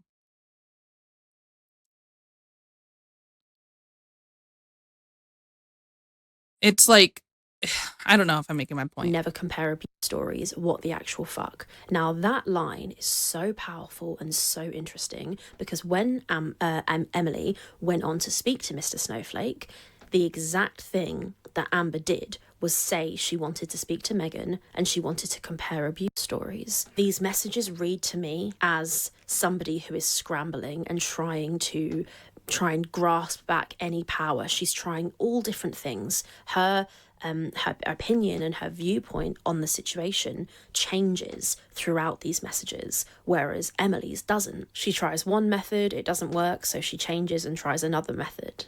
It's really fascinating to see. And then here we've got a bit more, I don't even know what you'd call this, manipulation maybe. You're not the person I fell in love with. Have fun watching me. Oh, I think that's meant to say Mr. Snowflake, the man who, is there one missing here? Have fun watching Mr. Snowflake, the man who, is there something missing there? The man who what? I wonder if the bottom of that message is just cut off, or very curious what that says. And then she says, you know they both have a motive. That motive is to make me look like a monster, and you're believing it. Awesome.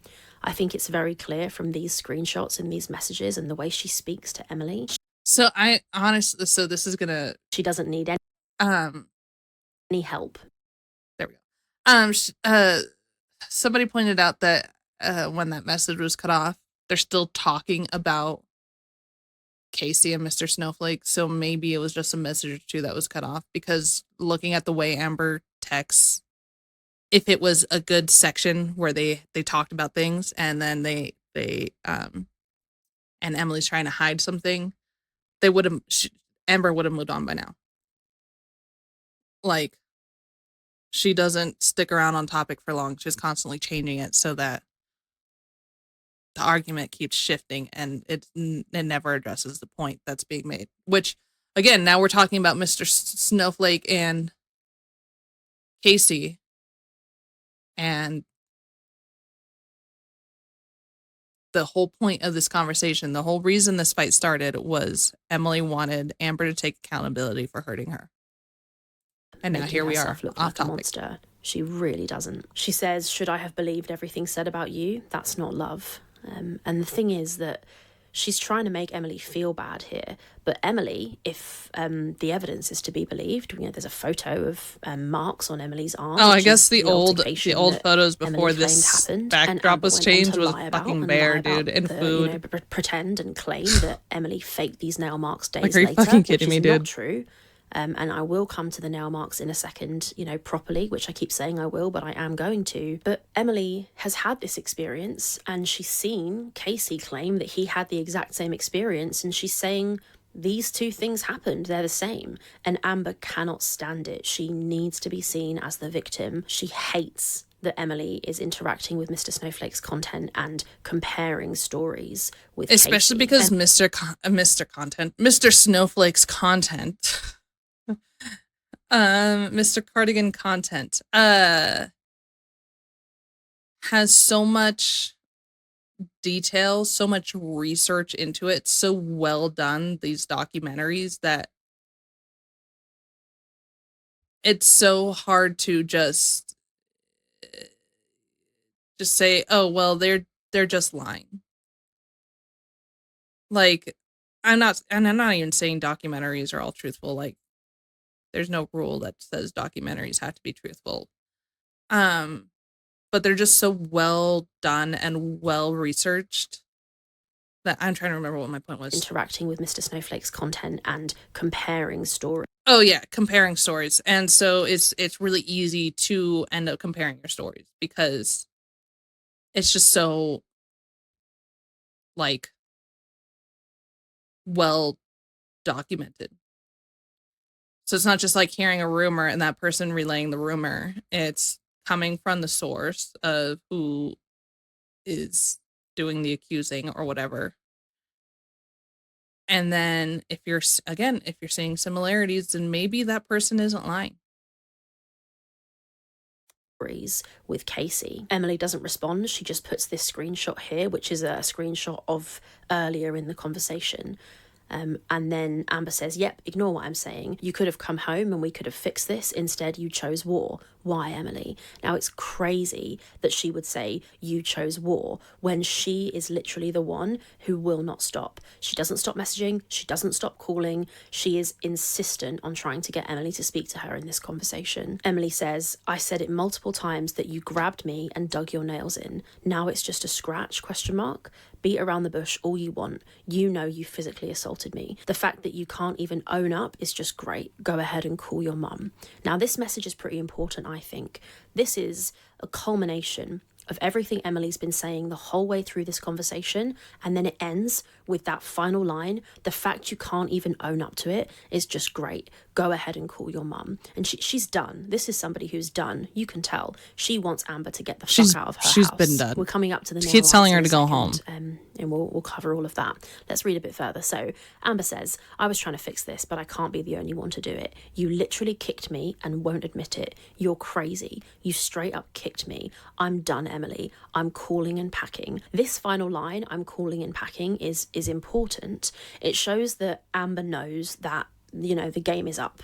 She knows Emily wants her out. She really does, and she's leaving. Now, in the live stream where Amber mentions and brings up the nail marks, she has this whole bit where she flaps on the computer and she makes this very clear claim that Emily lied. Oh my goodness, about the nail marks. Amber claims that I hate Emily her being on a took computer, a photo of the nail marks, sent them to Amber on this day, and then days later made the nail marks again, faked them, and then sent a second photo days later to try and make it look like she had been hurt. Amber claims Emily recreated the nail marks, okay? So first, let's watch Amber flap as she pretends to not know how to pull up a picture on a laptop screen. I don't want a fucking slideshow because it's not showing the full picture. Why is it turning black? Why is it She's turning so black? fucking annoying, dude. You guys, You cannot have your work on a computer, your work on the internet for the past 10 fucking years and not know how to share a screenshot on your computer. I think I already said this too, is like the fastest way I could think of is to take a screenshot, send it to my email, and then pull out that email and pull out the picture. Like, that's it. That's like my quickest way of doing it. There's probably better ways, but also I have Android and a regular Windows PC.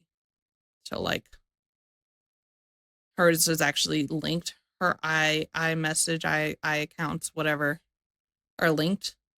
So it should be really easy for her to figure out how to pull it up. There are ways, since I have Google There are ways for me to figure out how to pull up mine easily. But whatever. I'm an Anyways, moving actual on. boomer at this. How do I do this? Why isn't this showing, bro? Can someone please help me? Alas, I fear Amber may be beyond help. We, the viewer, however, are not. Let's watch Amber now get excited and cocky as she finally works out how to show this photo. Can someone please help me? I don't want to zoom in. I want to show you the whole photo. I want to show you both. The real deal and then the lie deal. Open viewer? I'm scared I'm going to delete What does she mean by the real deal? Okay, wait, hold on. Let me be Amber for a second. What does she mean by the real deal? What does she mean by the real deal? What does she mean by the real deal? What does she mean by the real deal? Okay, I'm stopping. Bitch, I figured it out. Oh my God, suck my ass.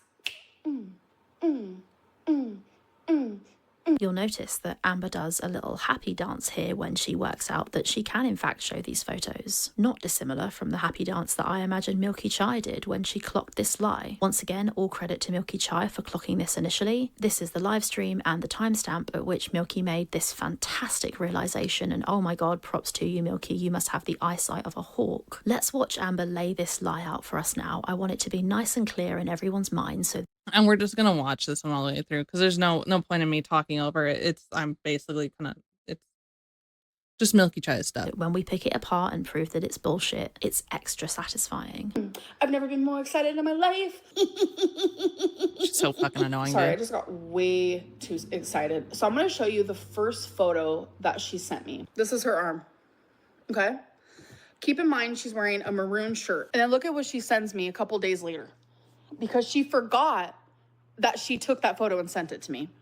Oh, this is crazy. Okay, the other thing that pisses me off too, and I know this is, I told us that I wasn't going to say anything. She does TikTok. She knows how to do the filter where you have a screenshot and behind you, and then you just screen your background and you can see the screenshot. Crazy. This is crazy. This is crazy. This is from a few days later. Keep that in mind. In this photo, you're going to see these weird marks that she created herself. This is a completely different day, Cindy O. A completely different day where there's fresh marks. She faked nail marks days later. That is a little supercut of Amberlynn's lie. Nice and clear, nice and straightforward for everyone to Look watch. at the other fucking screenshots of this fucking conversation, of this, like the backgrounds for this conversation, of just these fucking teddy bears and cupcakes.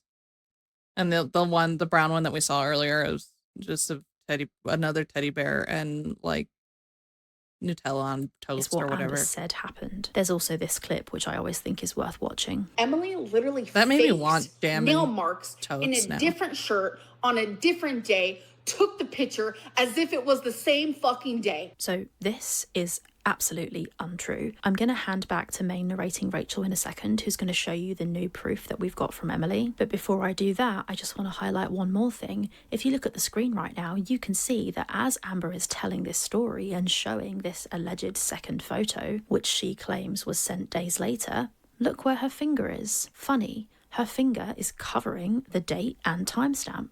It's almost like she knew she was lying. And, she did. She absolutely did. I'll let Rachel in the video take it from here. Amber lies and claims that Emily faked those nail marks later, but that's not true. The dates. And remember, she says days later. This will be important when we come back to this in future videos, but that will be something that will be on the tests. Not the pop quiz. The pop quiz will be fine, but that will be on the finals. So make sure you remember that she said days later. I'm stealing a Geordie bit. Don't mind me. Stamp on both of the two photos is the same. So Amber is absolutely, categorically lying about what happened this night and trying to make it look like Emily abused her. Yeah, no, this whole time, that 4-hour stream I did last time, you better have been taking notes. There is a test coming up. In fact, she is the one who physically harmed Emily. Now, I think it's absolutely wrong to get online and lie about somebody doing this kind of thing to you and lying and claiming that they fabricated evidence when they didn't. And that's partially why I'm making this video, because it's just absolutely not on and it can't, you know, it can't be allowed. But in the screenshot that Amber showed, sometimes she has little bits of slang that comes out that I'm just like, I find adorable. claiming that they fabricated evidence when they didn't, and that's partially why I'm making this video, because it's just absolutely not on and it can't, you know, it can't be allowed. But in the I've never heard that screenshot saying Amber before. shows, you see this bit of the conversation. So you've seen now, I've shown you the conversation all the way up to and including the bit that Amber flashes in her live stream. And I asked Emily to send me that bit of the conversation from her point of view. Now you'll notice that Amber claims that Emily deleted those photos later, which is true. So if we go into this next screenshot here, I want to this is it break here. my I got this acrylics. I one want to bite later them than so the bad. previous ones because Emily sent me up to and including. See, this is what, and this is a side tangent. This is what I mean by like, I have to do something. Like, I've stopped playing with my hair and now I'm trying to like pick at my lip and now I'm trying to like break my nails. Like, what is wrong with me, dude? I said, hang on a minute, can I have that one? And here it is. So you can see it here, and you see Emily say, I didn't fucking kick you, Amber Lynn. And then at 9:15, which is the exact timestamp that Milky clocked in the video, where she realizes Amber lied, Emily sends these photos. Okay, now these photos were sent at 9:15 p.m. They were sent and then they were deleted. Emily deleted them later. I'll talk about Emily deleting them in a second. But here it is. Absolute proof that those photos were sent on the same day. You can see that they were sent at 9:15, which correlates with the timestamp on the photo. So that is proof. And then you can see that the second message was deleted at the same day. 100% categorically lied about Emily faking those arm photos. This is a completely different day, Cindy O. A completely different day. I didn't fuck you, kick you, Amberlyn. A completely different day, Cindy O. Here, even in the blurry one, because it's not the exact same, even though it is. It's just later in the video where it's a little. Which is the. I didn't fuck you, kick you, Amberlyn. This is a completely different day. This is all happening on the same day, November 17th, the day Rarity was lost. This is now in the PM though, but this is all happening in the same day. The exact timestamp that Milky. And again, now it's 9:15 p.m. When was Emily supposed to get home? Did Amber remember at this point that her cat's still outside?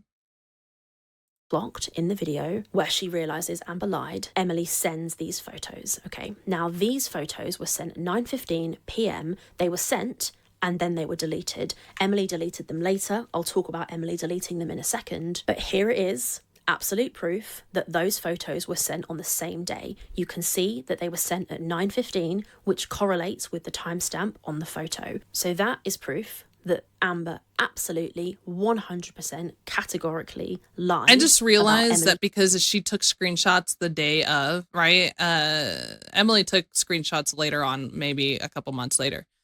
This was the background she changed it to. Not this blue one. This was the background she changed it to. So she went from bears and Nutella spread, and then she changed it in the middle of their argument and said, sorry for the change in background. This one just looked cute. This was it. This is the one that just looked cute. Faking those fun photos. Facts. This is a completely different day, Cindy O. Should we add that to the... Oh, I forgot. We have... Hold on. We have our timeline.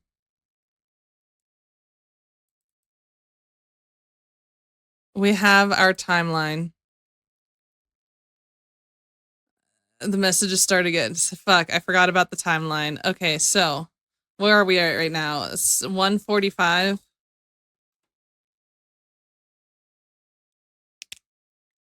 We're at 1 hour 45 minutes, right? Yeah, 1 hour and 45 minutes. Before that, let's go back to where are we doing? Where are we? 3:25. The messages start again. The screaming starts again.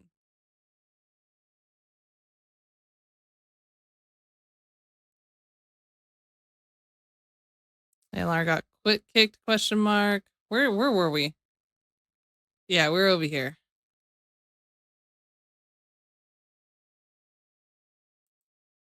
1:45. We'll come back.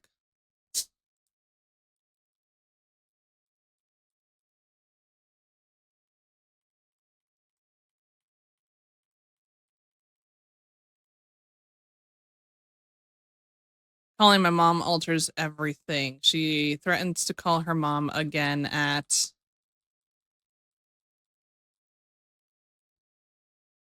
4:26. Threatens to call mom, even though. Oh wait, no, I don't want this. Okay, do I have to open up Paint and then File, open this one? Yeah, there it is. Okay.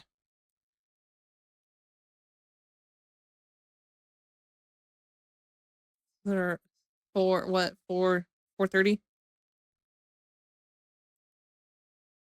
4:26. Yeah, 4:26 threatens to call. Why do I keep putting that A? Mom again. We're just gonna get just a little timeline. All right, that's it. That's all we're getting. Just a small continuation. Right. It's been like an hour. Okay, 4:26. Around Right. 4 a.m. ish.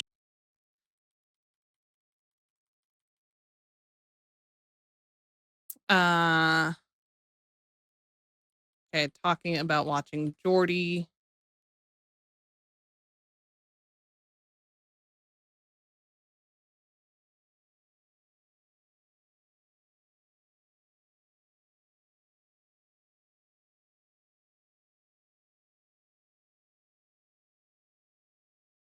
See, this is and I'm gonna go back to this point over here. I'm sorry for everything. I'm sorry. We have both made mistakes and apologize. Saying I'm sorry and we have both made mistakes in the same seconds is not an apology. Anyways,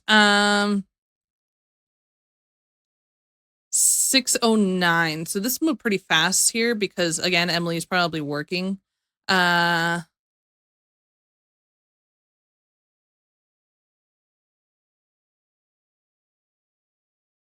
just don't feel like any of this relates to what actually. Sorry, saw this background and thought it was adorable. Had to change it. We're gonna throw that in. Let's see. 6:42, 7:29. So around 6. It's around 6:50. Here, we're gonna put it right here. 6:50-ish p.m. Oh, I'm doing all lowercase. PM. Changes background from white bear with food to beige bear with desserts. This is dumb. Right, because at this point, there's nothing here that's like for sure happening. And have me stay, I will. But if the big she wants to know if it's going to happen, if they're going to get back together, which is a passive acceptance. But I love you enough to be happy with you knowing, and I'm happy to come talking. And this is a thing to me. I just should talk to you about it, and you said that.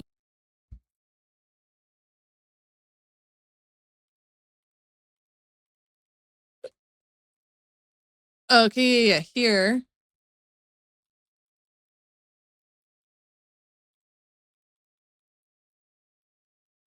Where is it? Oh my goodness, I need a timestamp, dude. I need a timestamp in this conversation. 7:30, 7:40.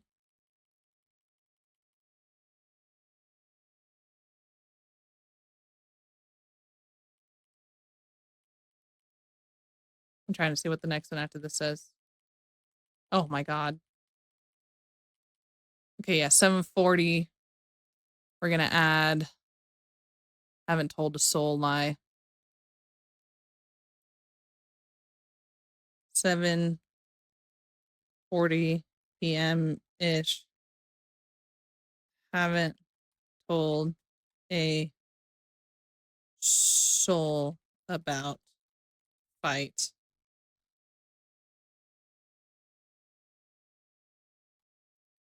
Or kick question mark?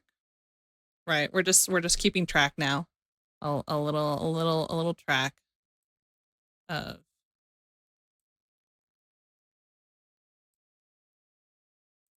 where we are in the conversation. I'll put that again. This is like an hour later.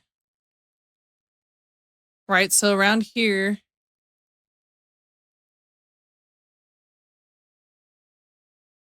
somewhere in here, she talks about how her mom's anger. Anyways, that is enjoyable. This new gets Snowflake's new video, and Casey describes energetic for what she did, or she understands what she did. I would do anything to talk. Of marks on Emily's arm, live, which okay, yeah, okay. So next we is have interacting with Mr. Snowflake's content to Milky Chai for clocking. There's fresh. And it happened. If it was do that, telling his late and claims that both loved shows is. I can't see the time on that.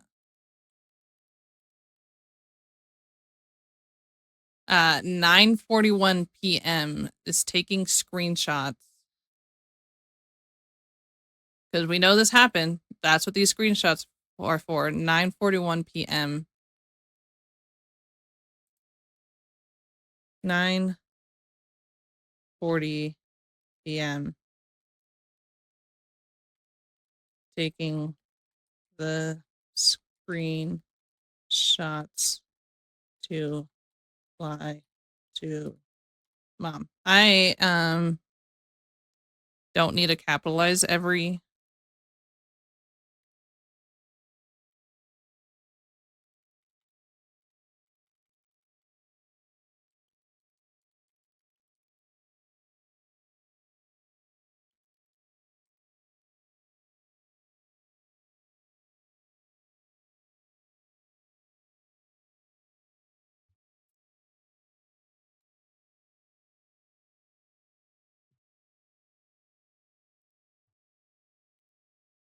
to show mom, because there's not direct proof that she's lying question mark. Exact timestamp that Milky clocked in the video where she realizes Amber lied. Emily to show exactly how you fucking.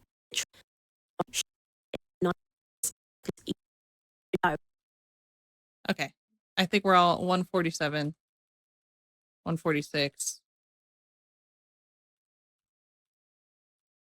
145. Okay, proof we're that those photos were sent on the same day. You can see that they were sent at 9:15, which correlates with the time. 9:15, those screenshots were sent.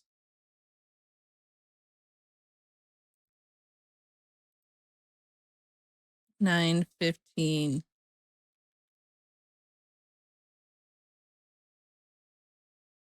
Arm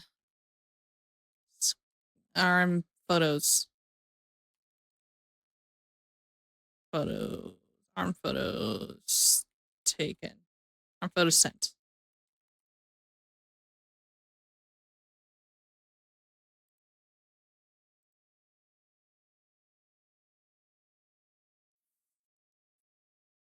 Timestamp on the photo. So that is proof that Amber absolutely 100% categorically lied about Emily faking those arm photos. This is a completely different day, Cindy O. A completely different day. A completely different day. A completely different day. A completely different day. Sure, Jan. And we can go one better. Emily also sent me a picture of her sending Amber the original photo that morning. So we've got both photos. This one here is the original. Oh, 425 first nail marks shown. Do we have that? 426 threatens to call mom again. No, okay, so right here, 425. 4:25 a.m. Did I delete that? 4:25 a.m. First photo of arm sent. Again, I'm capitalizing every single letter that doesn't need to be capitalized. And I am having a hard time even doing that. So why am I doing it? Oops.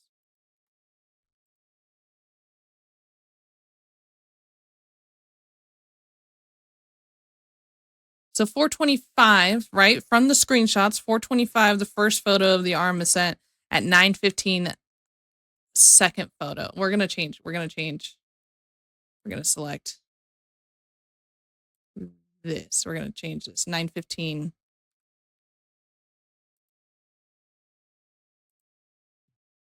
Nine 15 p.m. Second arm photo. Why aren't you guys telling me I'm doing this wrong? Second arm photo sent.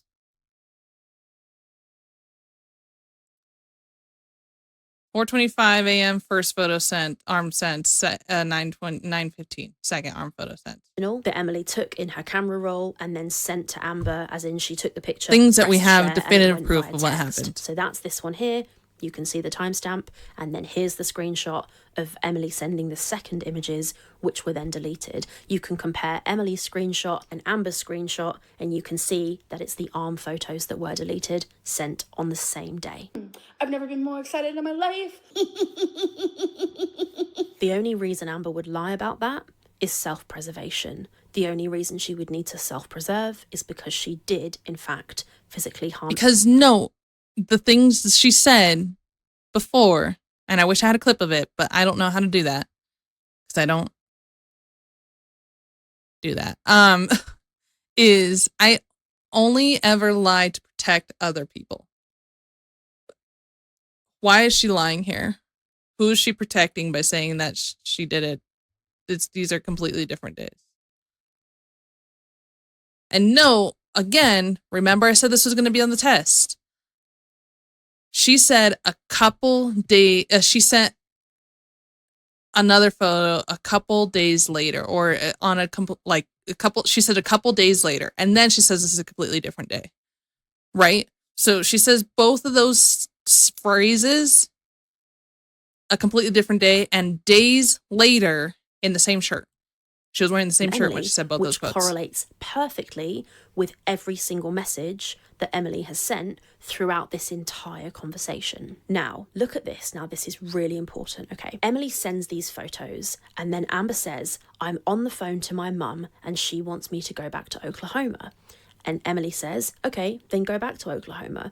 She's done. She clearly wants Amber to go. And we know for a fact she wanted Amber to go. And shortly thereafter, or not that shortly thereafter, because Rarity then went missing, and bear that in mind, and we'll come to that in a minute, Amber did end up leaving. So Amber has just said, I'm on the phone with my mum. So Emily sent the arm photos, and then Amber says, how can you fake something like that? What the fuck? And Emily says, the fact that you're denying that you laid hands on me last night instead of apologising, I fucking can't. Now, it's really important to remember, because we need to try and unpick this a little bit.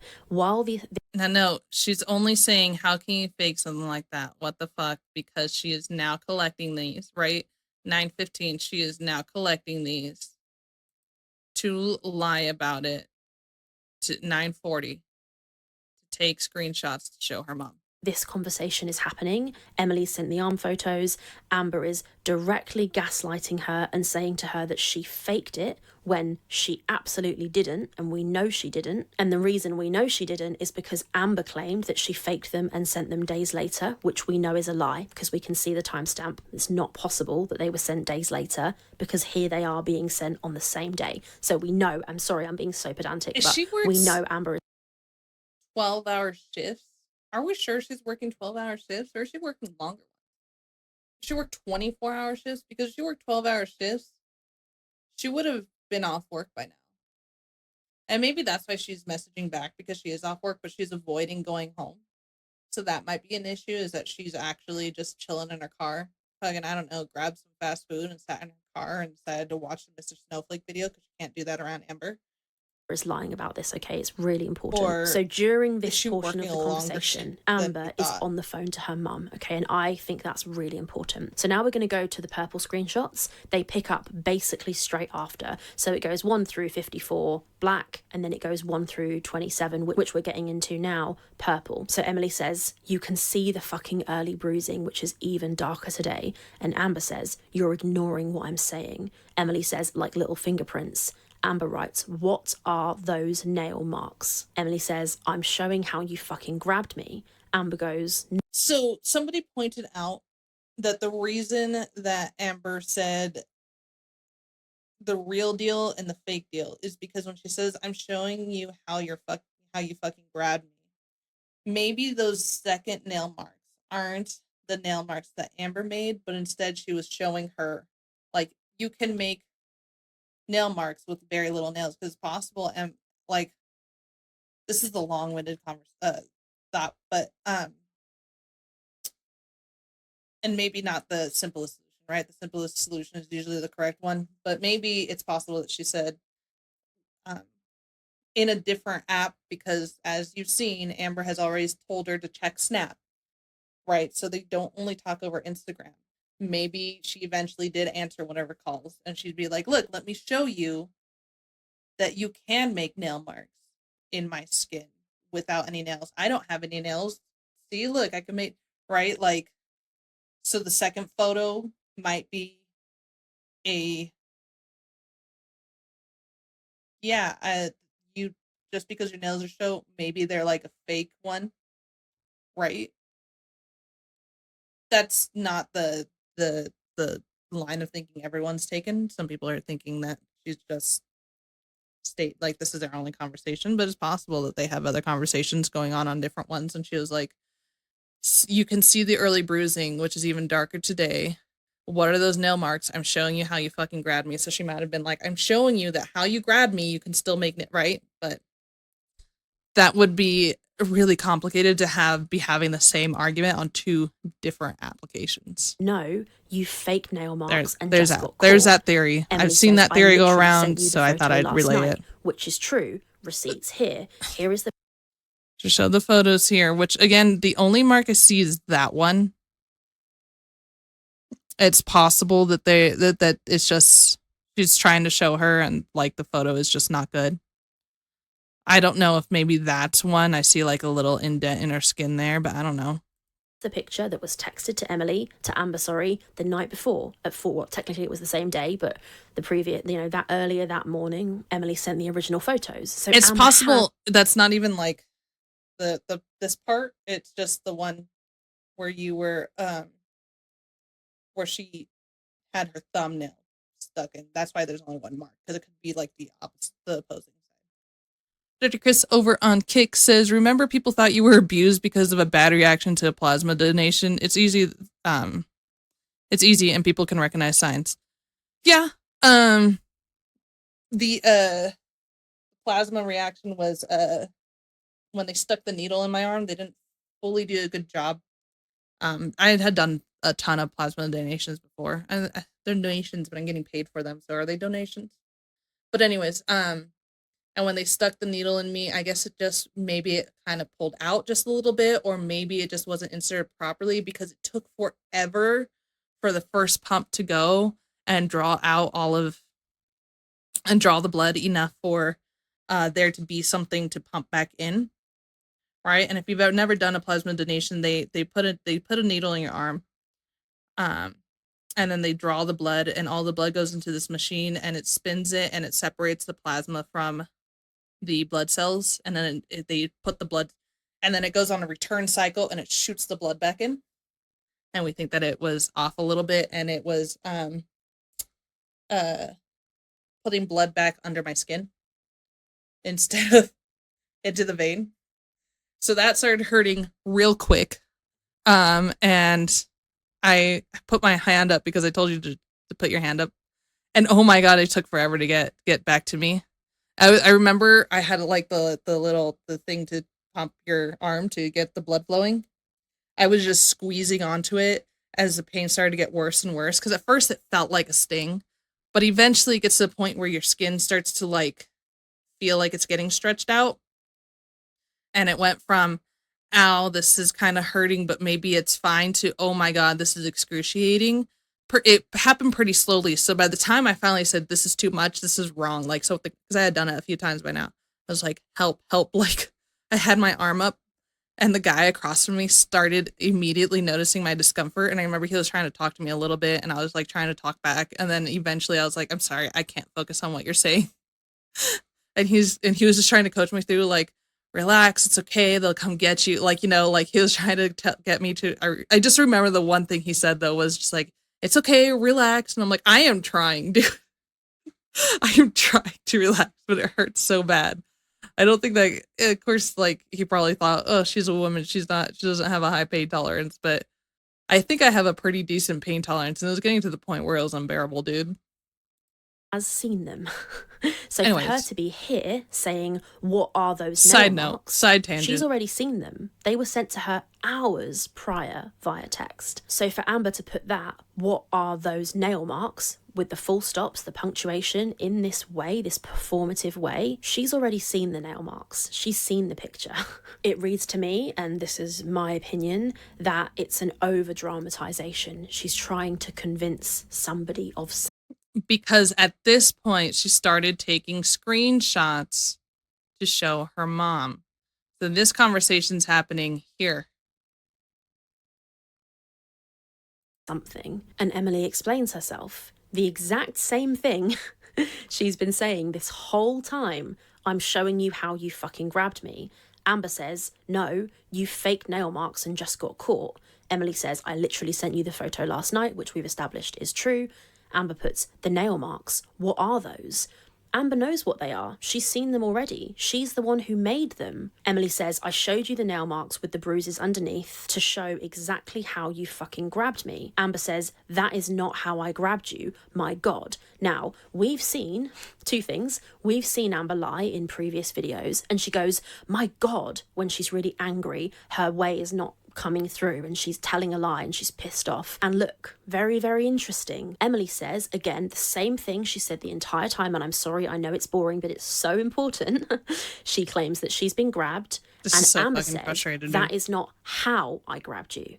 So now she admits that she did grab Emily, which is crazy. The whole way through this conversation, she's gone, no, I didn't grab you. I was trying to hold you. I was trying to help you not fall, or I was trying to calm you down. Then she goes, oh, well, it was a scratch. It was a scratch I made by accident. And now she says, okay, I did grab you, but that's not how I grabbed you. So crazy. And Emily, again, she's really good at making the straight, points that I also want to make, while being so much better at it. direct, the same thing she said the whole Go time. sub to Are Rachel, you fucking dude. kidding me? You If you're grabbed into my this arm type of and content. squeezed with your fingers, digging into my arm, which is exactly what she said this whole time. And remember, Amber is on the phone to her mum during this conversation, okay? She's acting brand new. She's acting like she's got no idea where the marks came from and she's never seen them, which is not true, because she was sent a photo the night before. Now she said, oh, this is the same one, actually. Emily, I know that I didn't do that because the whole time last night I was just trying to hold you. Stephen hold said you. he will come and get me. Now this line, Stephen said he will come and get me, shows once again I she's was on the just phone to trying her to mum, hold you. and Stephen, who's her mum's husband. So maybe I shouldn't do these calling mom, because I keep saying Amish and I'm forgetting that it's AM-ish. But maybe I shouldn't do those threatens to call mom. Taking screenshots. Well, no, maybe it's fine, because I don't know. Husband has just said he's willing to Maybe come I'm and get just her. Now, being what silly. would make Stephen agree to drive the whole way across America, well, not the whole way across America, but a long bloody way, It's from across Oklahoma America. to Wisconsin, which I believe is a 12-hour drive, something would need to happen to convince him that he needs to get in his car and drive all that way. Now, it is my opinion, and I think this is the case, that Amber fabricated this story about Emily lying about the nail marks to try and manipulate her mum and her stepdad, by extension, to come and collect her. And I think that that is why all of a sudden the story changes and she starts acting brand new and acting like she hasn't seen the nail marks before, because she is on the phone to her mum, sending her mum screenshots or reading out to her mum what Emily said, and she's trying to use that to convince her mum to come and First get her. photo of arm sent. You're hurting. It's not going to go away in 9:40. 2 days. Like, it's not going to go away in 2 days. It's just not. So every time I'd go Sorry, I to was reading the myself, we'd side start there. arguing, and then it turns into this big old thing, so we're arguing again. She ends up leaving the house again. That's what she does. And she ends up sending, oh my God, you guys are She ends up leaving the house again because that's what she does. She leaves. Doesn't sound like she's raging at you at any point in time. never going to believe it. She ends up sending me a picture of her arm with these nail marks that are like so like deep. And I'm like, what the fuck is that? I'm like, well, I'm literally on the phone with my mom. First photo of the arm sent, 4:25. She ends up sending, second arm photo, she ends up sending these nail marks. It's happened the same fucking day. Well, what is that? Well, maybe it's the nail marks from the first photo you sent from the time that you grabbed her over at like 4 o'clock in the morning. Bawling. And I'm sending my mom these screenshots because Emily's in the car and we're like, Sending screenshots now. And I'm like, Mom, I think Emily just faked nail marks. And my mom's like, what are you talking about? Show me. I end up sending my mom the original from the night where I grabbed her when she was falling, the original message. The At original 4:25 a.m., November 17th. Where Emily's wearing a short sleeve shirt and you see nothing. You see nothing. Emily literally faked nail marks. I kind of wish you put the photo that was really just taken on right a here. different day, took the picture as if it was the same fucking day. And I showed my mom, and my mom said, Same day. Amberlyn. Same day. Emily Second arm photo is sent. First crazy. arm photo sent. And again, fascinating. She said, Emily, I know I didn't do that because the whole time last night I was just trying to hold you. I was just Once trying to again, hold you, we're and then I back to dug the my nails I was into your just trying arm. to hold you narrative. But she's also claimed she tripped over, hurt her ankle, and tried to grab Emily on the way down or hold on to Emily on the way down. So were you trying to hold her or were you falling? It doesn't make any sense. Emily says, Amberlyn, you admitted to me that you did and said how terrible you felt. Now suddenly you didn't do it? And Amber says, not like that, Emily, not like that. Now this repetition, we all know, at least it's my opinion, Amber repeats when she's lying. She puts it again and again and again. She repeats and repeats because she's trying to convince you. So she's admitting If you say it enough times, then it becomes true. that it did happen, but not like that. It's mad. And again, like Emily says, it's unbelievable. Then she says, or body slamming me to the floor and then saying it was you tripping on the blanket and then it was the rug. Amber, who is being called on her shit because she's just said I was trying to hold you, and Emily saying, but you said you tripped on the rug. Amber has no response because she's lying and she just puts, wow, which, I mean, great defense. Emily puts, I thought I knew you. Amber says, I didn't fucking body slam you. I'm a 500-pound, morbidly obese woman who can't even carry in groceries, Emily. What? Now, just because I know the future, because this is 2 weeks ago, and I know what's going on right now, we're gonna mark down, I didn't fucking body slam you. I'm a 500-pound, morbidly obese woman who can't even carry in groceries. What the fuck? Now, do we have a timestamp later?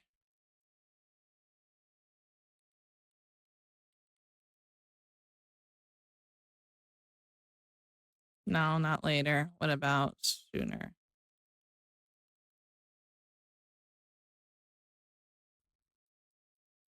So we're going to mark this down. It's going to be important and on the test later. Jesus Christ.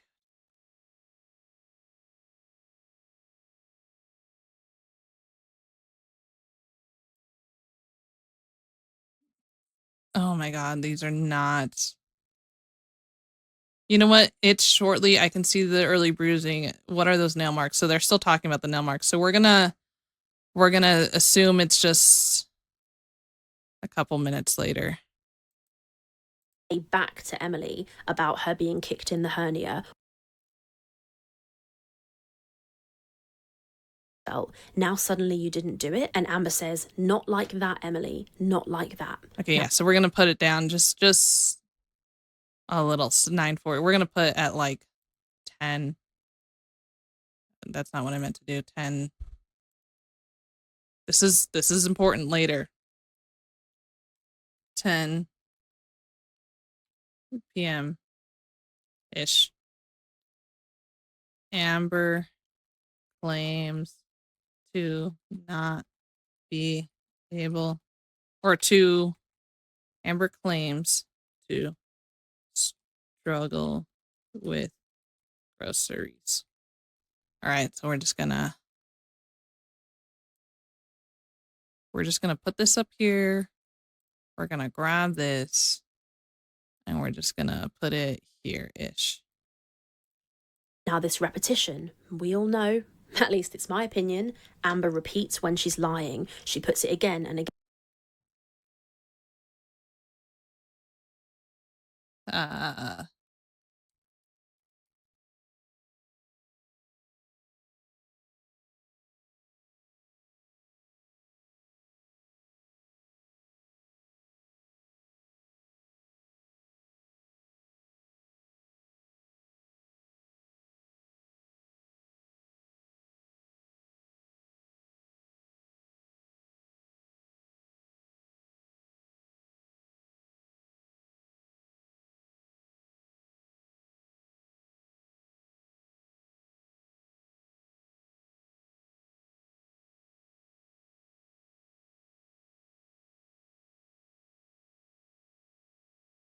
Like, I'm trying to get it to a point where we can see it. Ah, dang it. I think Control C. Okay, let's try this again. Paste. We're gonna just put this. This is gonna take up this top part of the screen now.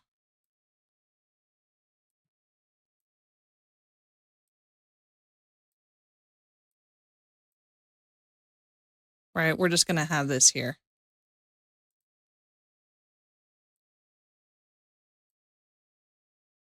That will be important on a completely separate video. Just remember, if you think I'm lying about the way that she lies after this video, these two videos, I don't know what to tell you, but Again and again, she repeats. When you're dealing with someone who lies like this, you have to have proof. And repeats because she's trying to convince you. So she's admitting then that it did happen, but not like that. It's mad. And again, like Emily says, it's unbelievable. Then she says, or body slamming me to the floor and then saying it was you tripping on the blanket and then it was the rug. Amber, who is being called on her shit because she's just said I was trying to hold you, and Emily saying, but you said you tripped on the rug. Amber has no response because she's lying. And she just puts, wow. Which, I mean, great defense. Emily puts, I thought I knew you. Amber says, I didn't fucking body slam you. I'm a 500-pound, morbidly obese woman who can't even carry in groceries, Emily. What the fuck? For a start, not even that she struggles, it's that she just can't. That she can't carry groceries. That's a whole conversation. And this is another, maybe we could put it in the tally marks. When she was with Beck told a story about when they were taking groceries down from the car, and Amber doesn't even believe in ghosts, but yet she was like, but she says she couldn't take down the groceries because she saw a ghost in the hallway and now she's scared. This is a constant thing with Amber, is lying about being able to bring in groceries or not, dude. Why lie about that? Just be like, no, I didn't bring in the groceries. I struggled too much, so I had Beck do it and I put the groceries away. Like, why do you have to lie about it? It's just something dumb that you don't have to lie about. We'll just throw that into the lies column. If you're keeping track at home. In and of itself, but we really don't have time to get into all of that. And note again, just note for your records throughout this conversation where Amber is being accused. And I think that live stream where she says that she struggles, or that she doesn't struggle to bring in groceries is deleted now. So, and I wasn't going to watch the original one anyway. So we're going to have to definitely watch that off of another reaction channel. You know, physical. Yeah, she was too scared. She doesn't believe in ghosts, but she was too scared to bring groceries in because she saw a ghost. That's what she said. And we'll get back to that story later, which is why I'm not trying to like put any tallies or anything unless you want to put the tally into the lie column in your own personal account at home. I'm amazed that any force can keep her from food. Well, to be fair, the food isn't made. It's just it's in the car and she needs to bring it inside, and then she would have to make it because back during those days she was trying to be healthy. So it wasn't like it was fast food in the car. If it was fast food in the car, she probably would have brought in the fast food in the car, said, I want to eat my food before it gets cold, and then made Beck bring in the groceries. I could see that happening, but since she would have to make it, I don't think she was gonna do any work. With Emily, she does not once say. And again, what I'm saying, deconstructed food. And again, what I'm saying isn't that she should be ashamed that she can't bring in groceries. What I'm saying is, why are you lying about something like that when it's nothing to be ashamed of? All you have to do is work out with your partner. Okay, you bring in the groceries. I'll set up my chair right here and I'll put the groceries into the cupboard and then I'll put it into the fridge. Like, you don't have to lie about being able to bring in groceries because that's nothing to be ashamed about. Why are you lying about that? Like, we all can see that you're 500 pounds. Back then she was 570 something pounds. We know that you were having a hard time bringing in groceries, and that's fine. Just be useful in some other way. That's like that. There was no reason for her to lie about that. Back to Emily about. Instead, she tries lying to Beck, of all people, someone who's already been fucking wiping her. That she's having a hard time. I can't bring it in. Like, why do you have to lie to Beck? Being kicked in the hernia or her being kicked off the sofa. She doesn't mention these stories, even though I think if she had them, she would. I firmly think, and I'm pretty sure, that she created those stories later when she went live to try and play the victim. That's just my opinion. She says, you know how strong you are, and now you're just all of a sudden weak. And this pisses me off because Emily's not saying she's weak. She's saying that a 500-pound woman fell on her. You can be as strong as you like. If 500 pounds falls on you, it's going to be uncomfortable and make you fall down. And Accurate. Emily says as much. She says, so if you use your momentum to swing 500 pounds at me when I'm not expecting it, it wouldn't cause me to fall because I'm stronger than you. Yeah, I was trying to get out the door, which is the very same thing she's been saying this whole time. Yeah. And I am boring myself. But, you know, we have seen evidence of this. Emily says, I was trying to get out the door. And Amber says it herself. When people are trying to get away from her, she wants to have a conversation. She admits to having a bad habit of following them around the house and trying to force the conversation. And Amber does a absolutely classic. Because when she gets in an argument, she needs to talk about it now. I already got in a whole tangent about that, so just watch my last video. Straw man here. Amber says, how the fuck do I swing 500 pounds at you when I can barely move that quickly? You aren't making sense. Listen to yourself. I tripped and even said, fuck my ankle. So once again, she's tripped now. So she's crazy. She changes it from she was trying to hold her to she tripped. It's whichever one she thinks is going to help the narrative. I wonder, no, there's no way because her mic is right here. This is a completely side tangent. How does she talk holding on to her mouse? Like, I couldn't do that. And I have so much cord. It's not a big, like, right? Like, I have so much cord. I can just do that. Oh God, now it's all over my pens here. And I couldn't even imagine holding my mouse and talking at the same time. Part of me is like, there's no ultimate. There we go. Part of me is wondering if like her desk is like too far away, but no, like she's got a mic there. It's just so funny. I don't know. I'm not like nitpicking Rachel or anything. Every time I see that, I'm just like, why is she holding her mouse? truth. It's just whatever she has to say to manipulate whatever story she's trying to tell. Emily's stories stay the same the whole way. Emily says, then how did I end up on the floor and you didn't? Just trying to Amber hold says, this you. can't be real. Emily says, you hurt me, both mentally and physically. Again, a reminder from Amber that she's on the phone to her mum, which I think is really important. They're literally begging me to come home and I'm still sticking up for you. Like, what the fuck is wrong with me? Emily says, right, I totally believe you. Then we have this screenshot from Amber. Now, this screenshot from Amber is very interesting. It shows that during this conversation, where the gaslighting from Amber is particularly bad, the denying of what she did is particularly bad, we can see proof that Amber is on the phone to her mum. Now, this just strengthens my theory, or it might be the reason I formed this theory, to be honest, I can't remember, that the reason Amber is gaslighting Emily so badly and trying to sell this faked nail marks story so badly, which she later tried to sell to us, I think she was trying to sell that story to her mum as well, which is why she said all of this stuff and gaslit Emily so badly, because she wanted to sell the story to her mum that she was being abused by Emily so that her mum would come and get her, because she has no one else to drive her home. She can't drive home, she can't fly, she can't rent a car to get herself home. Her only hope is her mum coming to get her, and the only way she can manipulate her mum into coming to get her is if her mum thinks that she's in physical danger and that Emily is the perpetrator. And that is what I feel is happening in these screenshots, and that's just my opinion. Emily says, if you're sticking up for me, then why would they be begging you? Amber says, I'm being fucking serious, Emily. Stephen told me he will come and get me, and I keep saying how— She's got a good note there. If you're sticking up for me, then why would they be begging you to come home? Like, yeah, if you're showing them, look at how terrible she is, but I love her. She's so kind. Like, you can't have it both ways. Oh, I love you and there's good moments. Emily says, what's the point of the screenshot? Did you mean to send that to me? And Amber says, yes, to prove I'm on the phone because I'm not lying, which is really funny. She's trying to prove she's on the phone. Of course she's on the phone. That's not hard to believe. No one doesn't believe that yeah. Maybe because threatens to call her mom over and over again is such a big thing. Is on the fucking phone.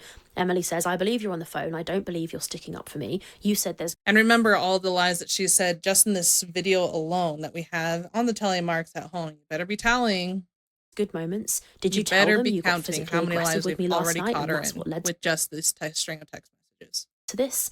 Again, Emily just keeps saying the same thing. And Amber says, that's not what led to this. Now that closest is person very to the powerful. actual tally wins. Once again, another slip from Amber, another moment where Amber shows, oh, it did happen. Emily says, did you tell them you got physically aggressive with me and that's what led to this? And instead of saying, I didn't get physically aggressive with you, Amber says, that's not what led to this, which shows that she's basically accidentally admitting that she did get physically violent with Emily. And she says it's like you're trying to build a case. And I think that is so fascinating. I said this last video too, it gets really classic redundant on Rachel's side and Emily's side of this whole video, where she's constantly saying, Emily says you put hands on me, and it gets really redundant because it's literally what this conversation is. You put hands on me, but this, you put hands on me, but that, you put hands on me. No, I didn't. You put hands on me, but you're lying and you do this all the time. Like, it gets so fucking redundant, dude. And each time it's a different response, and it's never just admitting that she does. And if she does, she does it in a sideways way of kind of sidestepping way, I don't know, of not taking accountability for it. Rejection. Amber is the one who is trying to build a case so that she can get her mum to come and get her. That is so fascinating. I think that is real classic projection. Amber is the one who is trying to build a case so that she can get her mum to come and get her. She knows she's not welcome. She knows she's got no other way to get home. So she's the one who's trying to build a case, and we've seen her attempting to build it this whole time, and she's just projecting that onto Emily and trying to make out that Emily's the one who's doing it. She says, "You're genuinely scaring me. I don't recognize you, but I'm telling them the bad about me, but also that I fucking love you and I know you have PTSD." Emily says, "And it was until I saw that you did the exact same thing to someone else, made me realize that this will happen again." Fascinating. Emily is staying with the courage of her convictions. She says, "This happened to me. I've seen Casey claim it happened to him as well. This is a pattern. It's not the first time you've done this." And Emily's saying to Amber, "It's going to happen again. She's had enough." Amber says, "Wow, you believe that, bitch?" I'm not going to get into a huge spiel about my opinion on bitch as a gendered insult. I would argue that bitch is kind of a gendered insult, and calling a trans man a bitch doesn't sit nicely with me. Amber says, "Imagine if I said that about your exes, you'd fucking flip." Emily says, "The bad about both of us, right? You can't even admit that you hurt me when you admitted it last night, and you say you believed Megan literally last night." Amber says, "No, I didn't, holy shit. I just said you pushed Megan, didn't you, out of anger. I admitted that." Emily says it's just a strange coincidence that he said you grabbed her, well, she said you grabbed her the exact same way you grabbed me last night. Now that is Emily misgendering Casey. Emily's using she pronouns for Casey there, which is not okay. Amber says, ... I can't do this. There's so much comparing I can make too, but I don't because I love you. Emily says, "You can't do this because you know I'm right." Now, this is Emily saying, "I'm making this comparison of you digging your nails into me just like you dug your nails into your ex." And Amber, instead of saying, "I didn't dig my nails into..." Hey. It's time for game. Okay, we can do game. Let me get to a good stopping point. Just give me a sec. Either of you, what the hell's going on here? She says, "There's so much comparing I could do too." It's a almost 4 hour long video. She's awful. She says, "I feel like I'm talking to someone in a delusional state and it scares me. How would you feel if I believed what they say about you?" Now, this is just gaslighting again. I think it's gaslighting again. It's clear Amber dug her nails into Emily. So by saying that Emily's in a delusional state, by telling Amber exactly what Amber fucking did to her, that is so... like A1 gaslighting, and Emily sees it. How is it delusional? You admitted you grabbed me last night, now today you're denying it. And aha, Amber says, "Grabbed, yes. I wanted to hold you. I didn't dig my nails into you." And Emily puts, "Yes, you did. It hurt." Finally, Amber has admitted that she did grab. So simple, so plain, but 2 hours into this video. The messages start at 4 a.m. It's past 10 p.m. And she finally says that she grabbed her. Not dug her nails into her, which was grabbed and dug your nails into me, but she finally at least admits that she fucking grabbed her. And that she would never grab her on purpose. That's the next line right here.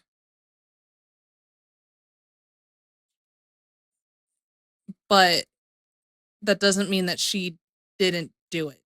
I wouldn't do that on purpose. But you did do it. Like that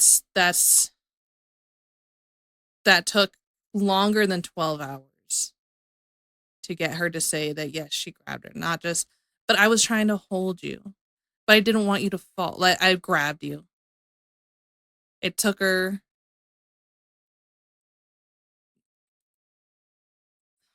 so long to finally admit to that. And that is just so fucking wild, dude. But yeah, okay. That's exhausting. I think that's a good, I actually think that's a good point to end it. Finally we see Amber admitting to grabbing Emily. It took us 2 hours to get to that in this video. 2 hours in this video. In Aunt Rachel's video. This is the second stream on this video to get to Amber saying, "I grabbed you." And not trying to lie about it. I mean, she's lying about hurting her, but she's at least admitting that she grabbed her finally. It just took her forever to do it. Not trying to hold you. Not trying. Anyways. Check out Rachel's video on YouTube.